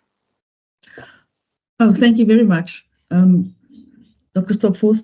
I think from the presentation you just provided for us, it's once again very clear that we talk about the reskilling and upskilling and making our students ready. I think we, in the work we've been doing together as well, recognize the enormity of what that practically entails for us as lecturers, as academics. For instance, in my field of public governance, you know, I look at what is happening now in this public sector and how AI is applied at the moment. First of all, having to make sure students understand that it's all about e-governance and the impact AI can have on that. And then make them realize that immediately cybersecurity is now something that they never thought of, but now have to think of in that sector. And to try and build that into whatever curriculum we have. And then not knowing at the moment all the types of AI that's being used. Will they still be in use once they enter the job market in the public sector? Understanding that that is what being used right now isn't necessarily being used effectively. And then the impact that it might have socially, as we discussed, on the work environment in the public sector. That the focus must ultimately be, specifically in the South African context, not necessarily on losing jobs, but to make jobs work core responsibilities more effective, to make things easier, to save time, without necessarily losing a human in a position. That's very big context that we have to bring into the classroom. So nobody is saying this is going to be, easy. The work that's going to have to go into this, and Nicholas talked about the data that's going to be important. And that's why the time frame, as he also say, it's we have to realize, as urgent as this is, the time it's going to take is something we have to keep in mind, not just for us as academics, but in the broader sectors that we work in. That is very true. I agree. I think I'm gonna close for questions now because we are out of time. But thank you so much, Dr. Ina. I just want to extend thanks to all of you for attending. It's a Tuesday, and you did make it a point to avail yourself to be here. I would love to give a special thanks to Dr. Marilize. Thank you so much for being here. Also, special thanks to Dr. Willfred and Prof. Susan. Also, I would love to thank the DSC and the ICDF for making this possible. I feel like when it comes to topics of artificial intelligence, there is so much that needs to be explored. And just by the virtue of availing yourself to share the information, we learn a thing or two here and there. So I really, really appreciate this. Dr. Gray, thank you so much for sharing your intel and for coming from a law perspective. I think because of law we trust. Yes, yes, but it was a very wonderful presentation. I just want to say thank you also for forming part of our panel of presenters today. Thank you.